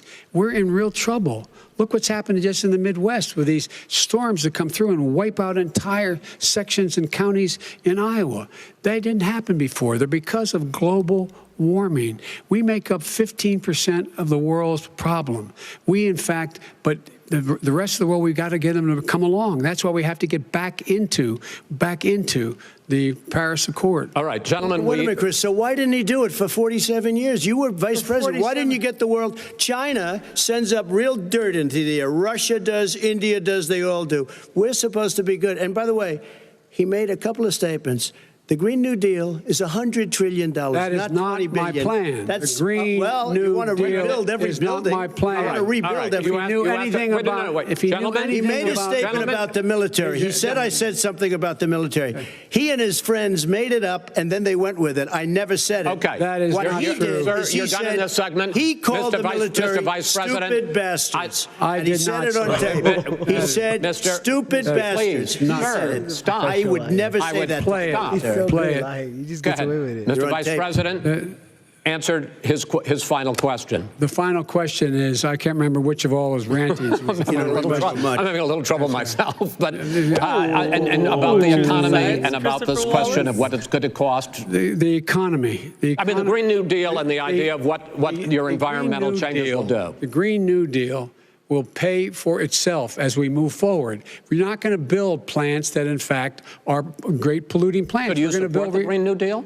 Pardon me? Do you support that? No, I don't support the Green New Deal. You don't? Oh, well, that's a big statement. I support that means you just Biden. lost the radical left. I support the Biden plan that I put forward. Okay. The Biden plan, which is different than what he calls the radical Green New Deal. All right, gentlemen, final segment, election integrity. As we meet tonight, millions of Americans are receiving mail-in ballots or going to vote early.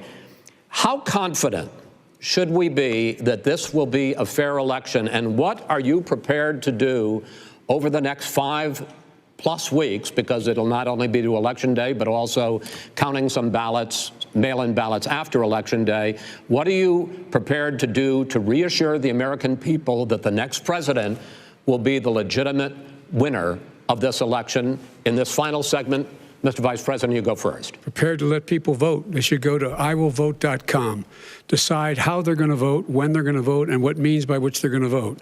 His own Homeland Security Director, and as well as the FBI Director, says there is no evidence at all that mail-in ballots are a source of being manipulated and cheating. They said that. The fact is that there are going to be millions of people because of COVID that are going to be voting by mail-in ballots, like he does, by the way. He sits behind the Resolute desk and sends his ballot to Florida, number one. Number two, we're going to make sure that those people who want to vote in person are able to vote, because enough poll watchers are there to make sure they can socially distance. The polls are open on time, and the polls stay open until the votes are counted. And this is all about trying to dissuade people from voting, because he's trying to scare people into thinking that it's not going to be legitimate. Show up and vote. You will determine the outcome of this election. Vote, vote, vote. If you're able to vote early in your state, vote early. If you're able to vote in person, vote in person. Vote whatever way is the best way for you, because he cannot stop you from being able to determine the outcome of this election.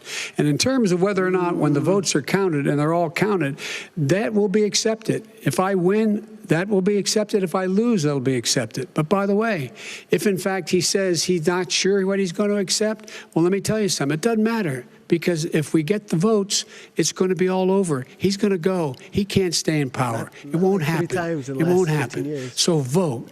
Just make sure you understand you have it in your control to determine what this country is going to look like the next 4 years. Is it going to change? You're going to get 4 more years of these lies. Mr. President, 2 minutes. So when I listened to Joe talking about a transition, there's been no transition from when I won. I won that election. And if you look at crooked Hillary Clinton, if you look at all of the different people, there was no transition, because they came after me trying to do a coup. They came after me spying on my campaign. They started from the day I won, and even before I won, from the day I came down the escalator with our First Lady. They were a disaster. They were a disgrace to our country. And we've caught them. We've caught them all. We've got it all on tape. We've caught them all. And by the way, you gave the idea for the Logan Act against General Flynn. You better take a look at that, because we caught you in a sense. And President Obama was sitting in the office. He knew about it, too. So don't tell me about a free transition. As far as the ballots are concerned, it's a disaster.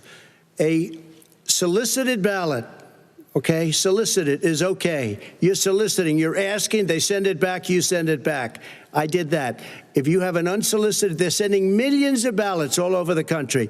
There's fraud. They found them in creeks. They found some with the name Trump, just happened to have the name Trump just the other day in a waste paper basket. They're being sent all over the place. They sent 2 in a Democrat area. They sent out 1,000 ballots. Everybody got 2 ballots. This is going to be a fraud like you've never seen. The other thing, it's nice on November 3rd, you're watching and you see who won the election. And I think we're going to do well, because people are really happy with the job we've done. But you know what? We won't know. We might not know for months, because these ballots are going to be all over. Take a look at what happened in Manhattan. Take a look at what happened in New Jersey. Take a look at what happened in Virginia and other places. They're not losing 2%, 1%, which, by the way, is too much. An election could be won or lost with that. They're losing 30 and 40%. It's a fraud, and it's a shame. And can you imagine where they say you have to have your ballot in by November 10th? November 10th. That means that's 7 days after the election. In theory, should have been announced. Okay. We have major states with that. Sir, all run by Democrats. 2 minutes. All run by Democrats. It's President Trump, it's a rigged election. You're going to be able to continue. You have been charging for months that mail-in balloting is going to be a disaster. You say it's rigged, that it's going to lead to fraud. But in 2018, in the last midterm election, 31 million people voted mail-in voting. That was a quarter, more than a quarter of all the voters that year cast their ballots by mail.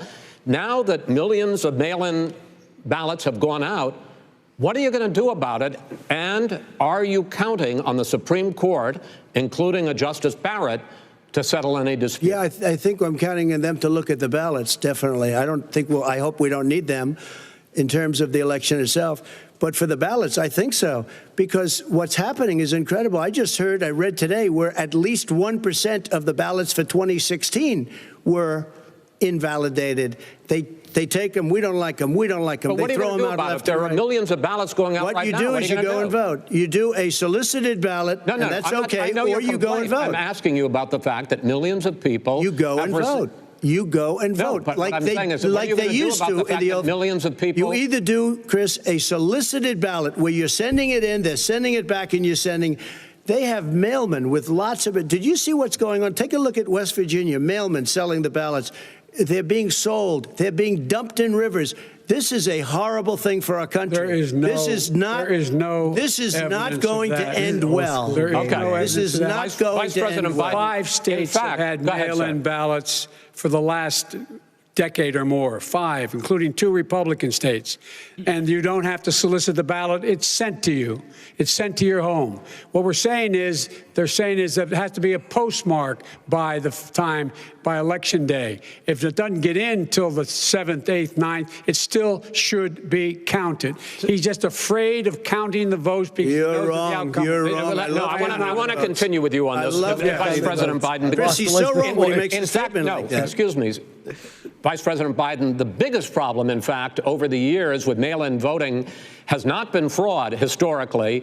It has been that sizable numbers, sometimes hundreds of thousands of ballots are thrown out because they have not been properly filled out, or there is some other irregularity, or they missed the deadline. So the question I have is, are you concerned that the Supreme Court with a Justice Barrett will settle any dispute? I'm concerned that any court would settle this, because here's the deal. When you get a ballot and you fill it out, you're supposed to have an affidavit. If you didn't know, you have someone say that this is me. You should be able to, if in fact you can verify that's you before the ballot is thrown out, that's sufficient to be able to count the ballot because someone made a mistake and not dotting the correct I. Who they voted for, testify, say who they voted for, say it's you. That is totally legitimate. All right. Excuse me, Chris, when you have 80 million ballots, I have a final sending question. and swamping the system, you know it can't be done. You know it can't, and already there's been so fraud. Now, mail service delivers 185 million pieces of mail a day. In 8 states, we can keep talking. In 8 states, election workers are prohibited currently by law, 8 states, from even beginning to process ballots, even take them out of the envelopes and flatten them until Election Day. That means that it's likely, because there's going to be a huge increase in mail-in balloting, that we are not going to know on Election night who the winner is, that it could be days, it could be weeks. Could be months. Until we find out who the could new be president years is. if I have my way with it. First for you, sir, finally for the Vice President, I hope neither of you will interrupt the other. Will you urge your supporters to stay calm during this extended period, not to engage in any civil unrest? And will you pledge tonight that you will not declare victory until the election has been independently certified?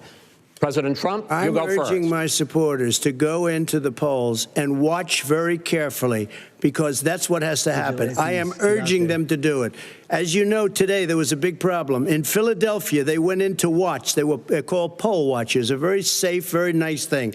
They were thrown out. They weren't allowed to watch. You know why? Because bad things happen in Philadelphia, bad things. And I am urging I am urging my people. I hope it's going to be a fair election. If it's a fair election, I am 100% on board. But if I see tens of thousands of ballots being manipulated, I can't go along with that. And I'll tell you what, does that mean, from a common sense, does that mean you're going to tell your people to take to the It means you have a fraudulent election. You're sending out 80 million ballots. They're not equipped to. These people aren't equipped to handle it, number one. Number two, they cheat. They cheat. Hey, they found ballots in a waste paper basket 3 days ago, and they all had the name military ballots. They were military. They all had the name Trump on them. Vice President you think Biden, that's good? Vice President Biden, final question for you. Will you urge your supporters to stay calm while the vote is counted, and will you pledge not to declare victory until the election is independently certified? Yes, and here's the deal. We count the ballots, as you pointed out. Some of these ballots in some states can't even be opened until Election Day. And if there's thousands of ballots, it's going to take time to do it. And by the way, our military, they've been voting by ballots since the end of the Civil War, in effect. And that's what's going to happen. Why was it not? Why is it for them somehow not fraudulent? It's the same process. It's honest. No one has established at all that there is fraud related to mail-in ballots, that somehow it's a fraudulent process. It's already been established. Take a look at Carolyn Maloney's race. You had an opportunity to respond. Look at Carolyn Monroe. Go ahead. They have no idea what happened. Vice President Biden, go ahead. He has no idea what he's talking about. Here's the deal. The fact is, I will accept it, and he will too. You know why? Because once the winner is declared, after all the ballots are counted, all the votes are counted, that'll be the end of it. That'll be the end of it. And if it's me, in fact, fine. If it's not me, I'll support the outcome. And I'll be a president not just for the Democrats. I'll be a president for Democrats and Republicans. And this guy, I want to see an honest ballot count. Gentlemen, you say that's the end of it? This is the end of this debate? Honest ballot count. We're going to leave it there. To be continued as in more debates as we go on. President Trump, Vice President Biden, it's been an interesting hour and a half. I want to thank you both for participating in the first of 3 debates that you have agreed to engage in. We want to thank Case Western Reserve University and the Cleveland Clinic for hosting this event. The next debate, sponsored by the Commission on Presidential Debates, will be 1 week from tomorrow, October 7th, at the University of Utah in Salt Lake City. The two vice presidential nominees, Vice President Mike Pence and Senator Kamala Harris, will debate at 9 p.m. Eastern that night. We hope you watch. Until then, thank you and good night. Well, it is hard to know where to start. Well, I'm not sure how people are going to feel about that to be continued at the end. He's still talking. People have to make their own judgments about how the candidates handled themselves tonight, who made the better case, who offered plans for the future, who told the truth, and who deserves to be president. Those are all judgments that are going to be made over the next several days and weeks. But I have to speak personally. Go ahead and kill this. Melania is coming out. Oh, what did that happen? Oh, I know why. 1 second. All right, so what'd you think, Hudson, while I fix this screen? Oh, they kissed and hug? Oh, and I turned it off too. Everyone's going to be so mad at me. Hold on. Yeah, leave it on for a second. Okay, here. I'll go back to the other one. He didn't kiss his own wife. No. Oh, he didn't kiss his wife? Trump No, didn't? dude. Oh, wow, that's awful. He just walked up and was like, Melania was like, she's a stage wife. She's not actually his wife. Yeah. So this. Glad they don't have to. Now it's bi-directional. Okay. So we'll hear both of you guys. Oh, for sure. No, we got the room. Say again? Now we got the room. Kind of. Oh, man. So, what did you think?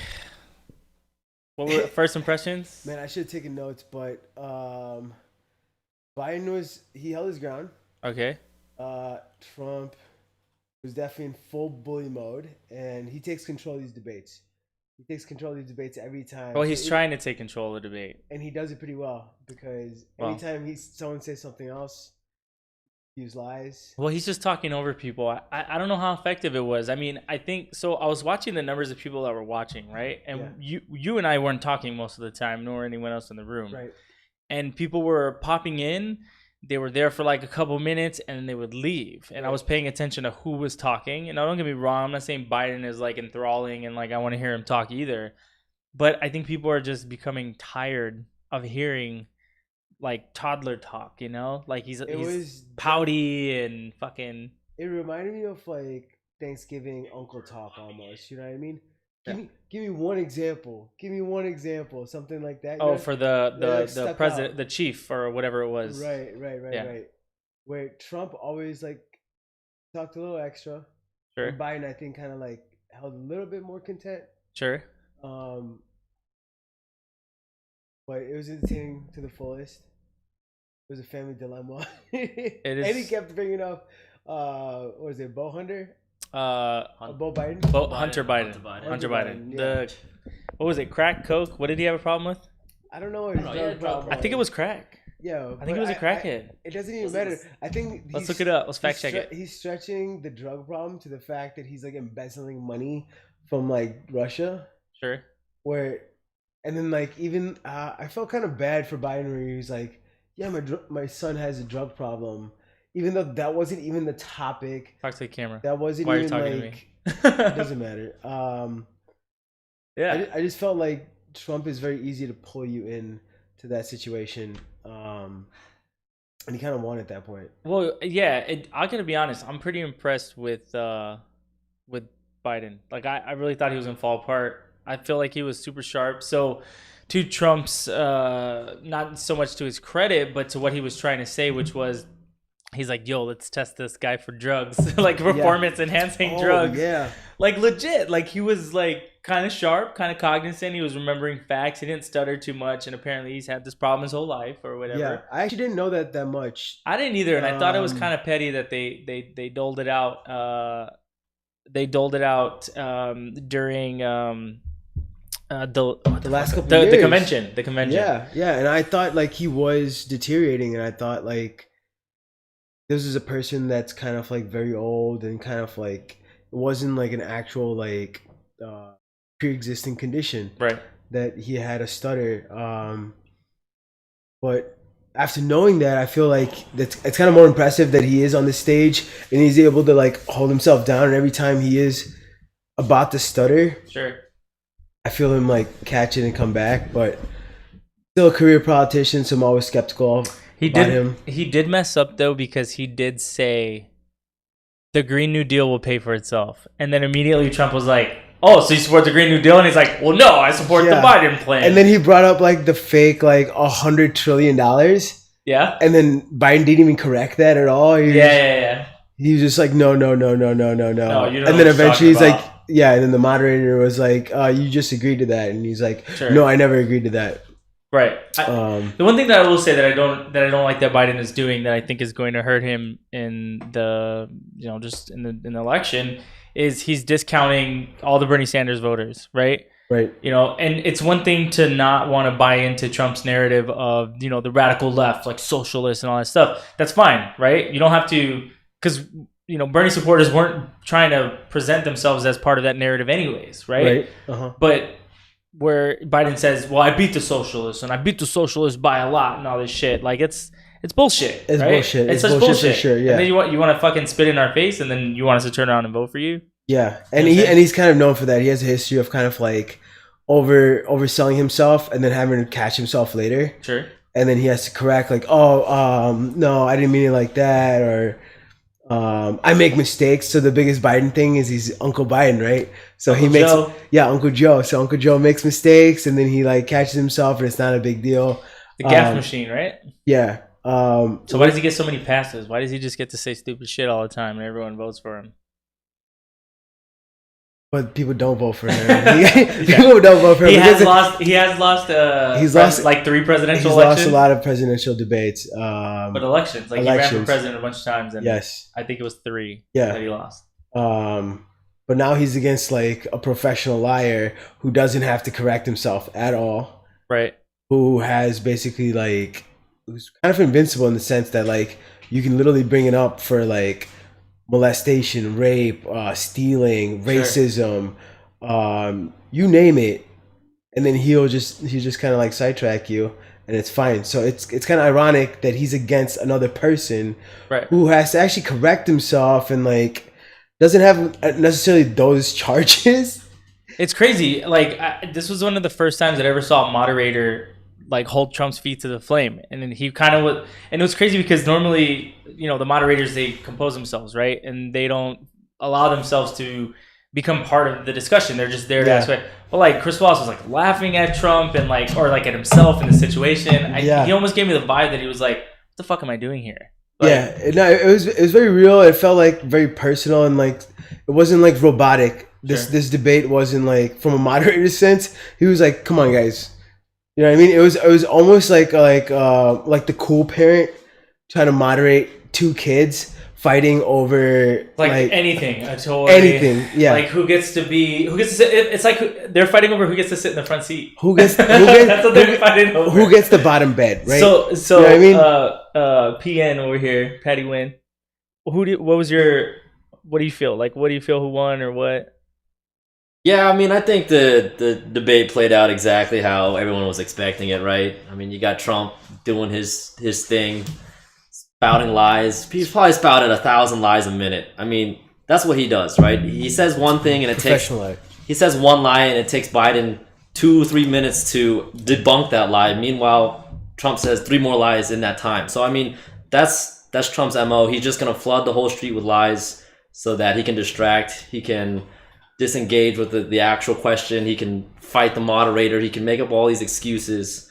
And I think Biden did what Biden was planning to do. He tried to ignore Trump as best he can. He even told him to shut up. And Trump kind of quieted down after that a little bit. He wasn't expecting that. Oh, man. Usually the dogs with the biggest bark, you know, where they say they have the smallest bite. Yeah. You know. And, and it's like, you know, once you aggress on them in the way that they're being aggressive, they back down, you know, like you said. So that was good to see. I mean, and that's the thing. Everyone's like, "Oh, Joe's a fighter. He's from Scranton," you know. Yeah. Like, does anyone here ever been to Scranton? Isn't that where like they make paper for the office? Dude, that's where they had the office. Is that where the office?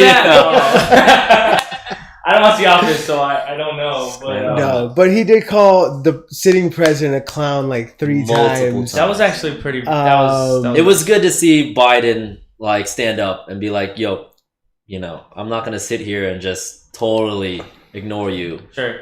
Right. So I mean, people want to see Biden fight back, and he fought back. So, and he did it in a way that wasn't like completely like outlandish, and he didn't break down like everyone's expecting him to. And I think Trump was a little bit, he's gonna call me a clown and tell me to shut up, so let me try to go back and call him names too. So I mean, it was kind of funny to see that.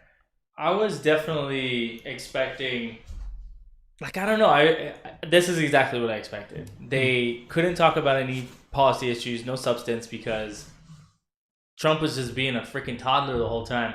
And like, again, don't get me wrong, like, I'm no like Joe Biden champion. You know, I give a shit about Joe Biden. I think he's whack too. But there was to me at least, there was a clear delineation between who was acting like what we would say as an adult and who is not. And all I could think about was like, I have nieces and nephews, and I was like, what are they thinking right now as they're watching this, right? Because I remember when I was a kid watching debates, right? And knowing like these people are trying to be the president. One of them was a president. You know, or whatever. They're just really high-ranking elected officials. Yeah. And there's some form of decorum at all times. Whether sometimes I want a little like, hey, would you shut up? You know, or, you know, going on the House floor or on the Senate floor and being like, hey, Mitch McConnell, you're a freaking liar. Like, I want that, right? Yeah. But in this debate, again, as a child, I can only imagine what these kids are thinking, looking at the president of the United States act like worse than their probably younger siblings, you know? I feel like, I remember like doing debate, like growing up, and then like having those elections in like middle school, and you had to be proper. You had to fight and argue your point in a certain manner, and just watching them, I feel like it's out the window. You know what I mean? It's like, because there's Uncle Joe who's like, I am rough and tumble. I'm from Scranton, like my dad. Scrappy. Yeah, I'm so scrappy. And then there's just like Trump the bully, you know what I mean? The guy that came from millions, that went to like military school because he wasn't good, and then he runs on military school, but not actually going in the army. So it's just like watching two people that kind of just grew up and still have the persona of teenage boys. Sure. And this was that debate. So you're saying the debate brought the youth, the teenage vibes? I thought it was below Fast that. Times at Ridgemont High. I thought it was below that. It was like what you thought in your head, what you were gonna say, like, you know what I mean? Yeah. Yeah. So, do you remember anything substantial? Do you remember any policy? Okay, so like here's the thing, right? Like Trump can't have a substantial policy debate because he has no policies. Sure. No So plan. he literally comes to the show with insults. Biden, he has policies that he's been, campaigning throughout his whole life, right? So he has his resume of policies and his things that he can say and his facts that he knows. But Trump literally has nothing. So when Biden says, one fact, right, about the Obamacare policy, all Trump can do is, well, it was bad. Yeah. It killed millions of people. It's terrible. Yeah. And then Biden asked him, okay, what's your policy? Even Wallace asked, or the moderator, I think it's Wallace, right? Chris Wallace. Yeah, Chris Wallace. Yeah. What's your policy? Sure. Oh, I have a policy. Well, what is it? Well, it's, then he said something else, right? So like he literally cannot have a policy debate. Yeah. So Which is, yeah. So it's like, I mean, you're asking this. Yeah. It's like he asked him right at the beginning about what his climate. Was it climate? No, it was healthcare. It was healthcare. He said, "What is your healthcare policy?" He's like, "Well, individual mandate or whatever." He said, and he's like, "Well, that's not a policy. That's like a position or like a piece of an entire policy." But it's true, right? I mean, I think we're definitely at the point where it's like, all right, dude, like enough is enough. Like you had almost 4 years.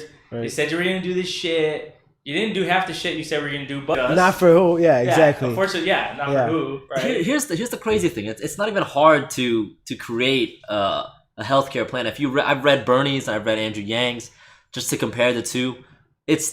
Bernie's is what 2 or 3 pages, and they're bullet point paragraphs. It's just like here's my thesis statement. Here's what I want to do. I want to expand Medicare for all. Right. Step 1, Medicare for all is going to be like this. Step 2, it's not hard to write a healthcare policy in the terms that like any other candidate, actually every single candidate has done in the past. It's not hard. The Republicans have had 8 years under Obama and then 4 years of Trump. So they had 12 years to come up with 6 bullet points to write a freaking healthcare policy debate and have a debate about it. They can't even do that. Yeah, because they can't come together. It's hard to do that when you're being audited by the IRS. Oh, for sure. Let's be real. But I mean, like, come on, man. Like, for how many years? For how many 12 years. Yeah. We're talking about write 1 bullet point for every year you're in office. That's all you have to do. It doesn't. They don't tell like these healthcare policies aren't like, okay, we're gonna charge 5%. They're not even line by line items. They're not even specific to like a point. They're just literally ideas. Like, hey. Sure. Yeah. Andrew Yang's like, I want to talk to healthcare companies and I want to be able to negotiate prices. Bernie says the same thing. Biden's plan has the same bullet point, right? It's not even like, okay, we're going to talk to Pfizer. We're going to talk to Moderna. We're going to negotiate, $10 million for this drug. It's not even that, right? So like I said, it's not hard to write when you have a team of healthcare professionals and you have lawyers, when you have, PhD people. It's like, get something together, man. You got 12 years. Yeah, I mean, and so he kept deflecting too. One of the things that I really disliked that Trump kept doing is he kept, like, for instance, with the forest fires and shit, right? He's all, it's management. It needs more management. Right. Well, who the fuck runs the forest the whole program? The majority of California Forest Preserve is the U.S. government. But that's what I'm saying. Yeah. Yeah. Like, and that was one of the, if I'm not mistaken, that was one of the governmental agencies that was cut when they started chopping money off to put, like, because they upped the defense budget and all this other shit that we didn't need. And that was another thing that I thought was bullshit. Because I was in the military under Obama at the time, and he said, oh, you guys gave me this, what did he, I can't remember how he said it, but he basically said the military was shit when he got it from the last administration. And, like, I don't know, politely go fuck yourself, Trump, for saying that shit. Because, like, dude, we've always had the dopest military on earth. No one fucking can match our firepower. And he calls prisoners of war traitors, and, like, It's they're just weak. like, he has a history of hating the military. Yeah. Yeah. And So for him to be like, I have all the generals on my back and, like, all these sheriffs and these police officers, do you really, though? Or do they have their own motives and you just lie for them? Yeah, no, he does not care about the military. He didn't want to join the military. He's not a patriot. He's kind of a pussy. Dude, he just plays a blame game, right? Like, just blaming somebody else, blaming Obama, blaming the FBI director, blaming the generals, blaming China, blaming NATO, it's ridiculous. Like, it's always somebody else's fault. It's never his fault. It was because he was, and again with the news, right? He's like, oh, I never get fair news. I always get the short end of the stick. And it's like, you know what? Like, okay, when I was in the military, it's like if there was a problem that concerned you, meaning like you were part of the problem, the first thing you had to do was look at yourself and be like, well, am I the problem? Right. Am I the reason why I'm getting yelled at right now? Yeah. And I'll be honest with you, 95% of the time it was because you did something Sometimes, stupid. yeah. It was your fault. And you probably even did that analysis when you were a kid, right? Sure. Sometimes you got in trouble and you're like, do I deserve the punishment that I got? Right. And he is never that person, because I think he was taught by his dad that you always... It's never your fault. It's never your fault. Never admit guilt. You have to win.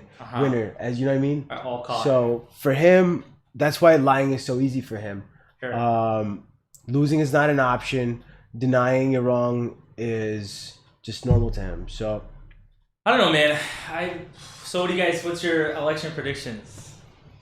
I think Biden held it down. Not for the debate. Oh, for the election. The actual election. So this is the first of what, 2 or 3? 2? I think there's three presidential, 1 vice presidential debate. Right. That one I'm excited about too. The vice presidential debate should be good. Yeah. Yep. But I feel Pence like is a snowflake. Kamala Harris. He's like I don't know. I feel like he's like a marshmallow or something. Yeah, like, yeah, that's right? a better way to say it. Is it? Yeah, he just doesn't seem like he can fight. He's just so weird, and I don't know how he's gonna debate. Because he has only one stance, you know what I mean? He has blinders on. So I think in debates you have to be able to like navigate and work with someone's argument. And he has only one narrative and one kind of argument. Yeah. So, which is what? Which is I love mother. No, dude, I don't even know. The thing is like, which is mother. Pence, I think he needs an earpiece because he's definitely not as charismatic as Trump. That's what Trump is so quick and fast. Yeah. He'll lie no matter like instantly. He'll come up with Pence something. Is a robot, so that's so the thing. Quick. Yeah, he's been taught he's grown up as a robot. That's just the way Pence he works. is part of that old guard, right? Yeah. He's more like a Biden, like a traditional Republican. Biden era, right? Politics. Yeah. So he's going to have his talking points, of course. Yeah. And it's going to be definitely more tame. And Kamala Harris is just going to go out and destroy him, probably. Destroy him, but I think what's going to happen is they're going to go after her for being a woman, and they're gonna be like, she's a savage woman, she's an aggressive woman, she's you know what I mean? You know how they talk about women in the sense that like anyone that has an argument or something or being outspoken, they're gonna play into that, and that's the Republican Party. Not all of them, but very much they attack women for just being just having a backbone and having kind of like just being outspoken. So she's not only a black woman, she's someone in high office. So I feel like I would like to also highlight that she's an Indian woman, which I think always gets left out of the conversation, which I think is equally as important. Yeah, her mother was Indian. Yeah. Yeah, and that's how she was raised. But obviously, you know what I mean, like even like in Obama era, like people hang on kind of like either African American side because just the history in America is predominantly of the presidency. Yeah, just because, you know, like the Indian Americans and the Chinese Americans and the Asian Americans are a little bit newer, and the population isn't as large, and the history doesn't go as back far. You know what I mean? Like you don't really. I feel like I learned more about like the Japanese internment camps and just the Chinese railroads and stuff like that through certain teachers, not all of them. You know what I mean? So are you talking about what Trump was saying about how we paid hundreds and thousands of dollars to teach people to so hate these America? are these rich teachers that I had in public school. These very select teachers that are like, oh, yo, so this is our history. And even through that, somehow I'm a patriot. Somehow I love this country. Somehow I want to support this country. Somehow I don't want to pay $750. Yep. I would much rather like give my due and make sure we have everything. Yeah. Yeah. So what do you guys think about that? Like the whole taxes thing. Like, what do you? Because there's always someone who feels like they know more than you about it, right? And I posted something yesterday. I didn't say whether I believed it or not. All I said was, this is the information that the New York Times is saying. I said, do you care? Or does any new information not matter at all? Right? I was asking a general question. And the first comment that came right away was and I can only assume it's a MAGA troll because the guy said, and of course you fell for it. And I'm just asking the question. So what do you guys think about the New York Times article, the 750, the $420 million worth of debt and $300 million that are due within the next... Is anybody really surprised, right? Does it really make a difference? Right. It doesn't, right? At the end of the day, it really doesn't. The MAGA supporters are going to be behind Trump 110% of the way, right? I already see it on my Facebook feed. Conservative people, they're just like, oh, he's just playing the rules that everyone else is playing. Right. He just plays them better than you, right? Etc. etc. And it's like, okay, well, why are those rules in there in the first place? Right. And I think that and again, as I was saying earlier in the webcast or whatever, this whole Trump tax thing, I don't care about Trump. We already know, well, I personally already know that rich people use the loophole so that they don't pay taxes. And then people like, everyone I fucking know are the ones that pay taxes, right? Right. I don't know rich people. I don't know about you guys, but I really, I may have 3 people in my entire life who are like closet millionaires or even closet 500,000aires, who don't talk about it, right? But the majority of everyone that I know are just like regular fucking people, not making a fuck ton of money, and all these people have to pay taxes, right? And unfortunately, more than him, right? More than him, sure. Well, more than he's being alleged to have paid. Like teachers, people working at McDonald's. Oh, of course. Warren Buffett came out a couple of years ago and said that his secretary was taxed at a higher rate than he was, right? So effectively, she paid more of her income in taxes than he did, right? While his actual number was higher, but he was talking about the percentage of her income, which is important, right? And so, but that was also a lie, right? Because the numbers don't match up. Well, I mean, good. If we're gonna talk about taxable income, a lot of these, 1%ers, they don't have high incomes. Larry Ellison's salary is $1.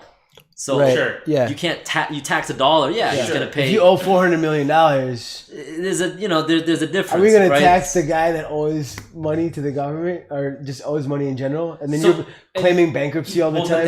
But that's what we're talking about with the tax code being broken, right? Yeah. You can have assets worth millions of dollars, right? But your liabilities are worth equivalent or more. Amazon. Prime example. Right, Amazon doesn't pay any taxes. Yeah. Just keep investing. Just keep investing. They show a loss every year, show right? A loss, exactly. And so I put it very simply the other day. I said, if the richest people aren't paying taxes, then who is, right? It's all of us, and that's why we never get ahead. And it's very simple. Yeah. I'm not saying you can't have $500 million in assets and an equal $500 million in liabilities because you've leveraged yourself, right? Well, maybe you shouldn't own $500 million worth of assets if you can't do it without having an equivalent amount of debt, right? I have debt, as most of us in this room probably do, right? The difference is our debt isn't as over leveraged as everyone else, right? And there's good debt and bad debt, right? I have property debt and student loan debt, right? Those are the things that people say we should have, right? But how much of that should I have? Yeah, and that's like allowable debt. Like you're supposed to get a mortgage. You're supposed to get a student loan. Sure. That's Yeah, these are the things that you're supposed to do, right? Right. But you still pay taxes. And I still pay taxes. I paid taxes last year. Yes. And I have a small business. I made less than $30,000 last year on my business, and I paid taxes on it. Right. I paid more than what Trump is alleged to have paid. Yeah, for sure. You can buy a house. You can go to school. You can probably start a family. Sure. And you still have to pay taxes. It's got to pay taxes. But if you go $400 million in the hole, we'll allow it. Yeah, and again, whatever. But that's what they say. There's 2 things that are certain in life: death and taxes. Right? Yeah. So I don't know who said that or how true it is, but I mean, it's people are saying. At least for now, it's definitely true here. So again, with the whole Trump thing, what I'd like is for the conversation to keep going, regardless of who's in office, right? Because what I've heard from some people is that as soon as if the blue team wins, that the conversation shifts away from everything we've been looking at Trump for, right? And I personally don't want that. Like what I also said about the New York Times thing is I wish the New York Times would also go after the rest of Congress with the same fervor that they did to find out about Trump. Let's get all their damn tax returns. Let's figure out what all these motherfuckers have in the closet. But that was very interesting because I feel like there's a lot of these people on the right that were like, let's get Kamala Harris's taxes. Let's get Biden's taxes. Yeah. And they got them. Those are out there. Well, they give them to him too, right? Yes, they have to. They have to, and they're so like they're so in their head that they're like, yeah, just show it to us, and they're like, yeah, obviously these people pay taxes, and they have them publicly. Right. So, yeah. Well, how much did you pay in taxes last year? I paid. You want to see my? I paid double Trump. Did you pay double Trump? Yeah. I did for the business. Yeah, I definitely did. Definitely double Trump. My taxes went up under Trump. I pay the government. I pay the government right? every year. Yeah, they did, but supposedly you got they more definitely did. paycheck. They So go up. you're We removed some exemptions and moved the brackets around enough so that now I'm like, what? We're paying more. I think it was down the first year, and then the second and third year have been up. Yeah, right. That's exactly this how year they're definitely up. Yeah. Last year is. Yeah.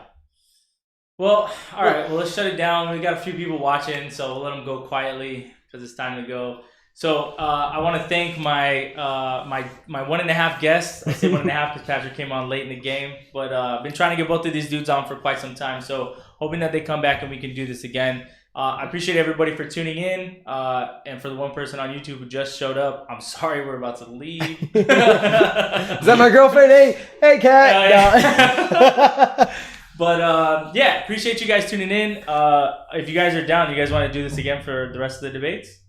I'll be down. Yeah, all right, we got one down. Yeah. He's probably down. He's leaving. Well, we're doing, he's leaving. Luxury condo? Physically. We're going to set up at the, the we're condo. going to do it in a way better setting next rooftop. time. We'll do the rooftop next time. Rooftop. It'll be Rooftop. freezing. It's going to be like 43 degrees. Chicago way. Chicago way. But yeah, so appreciate everybody tuning in on Twitter, Twitch, YouTube, and Facebook. Like, subscribe, share, tell your grandma about it. She's going to love it.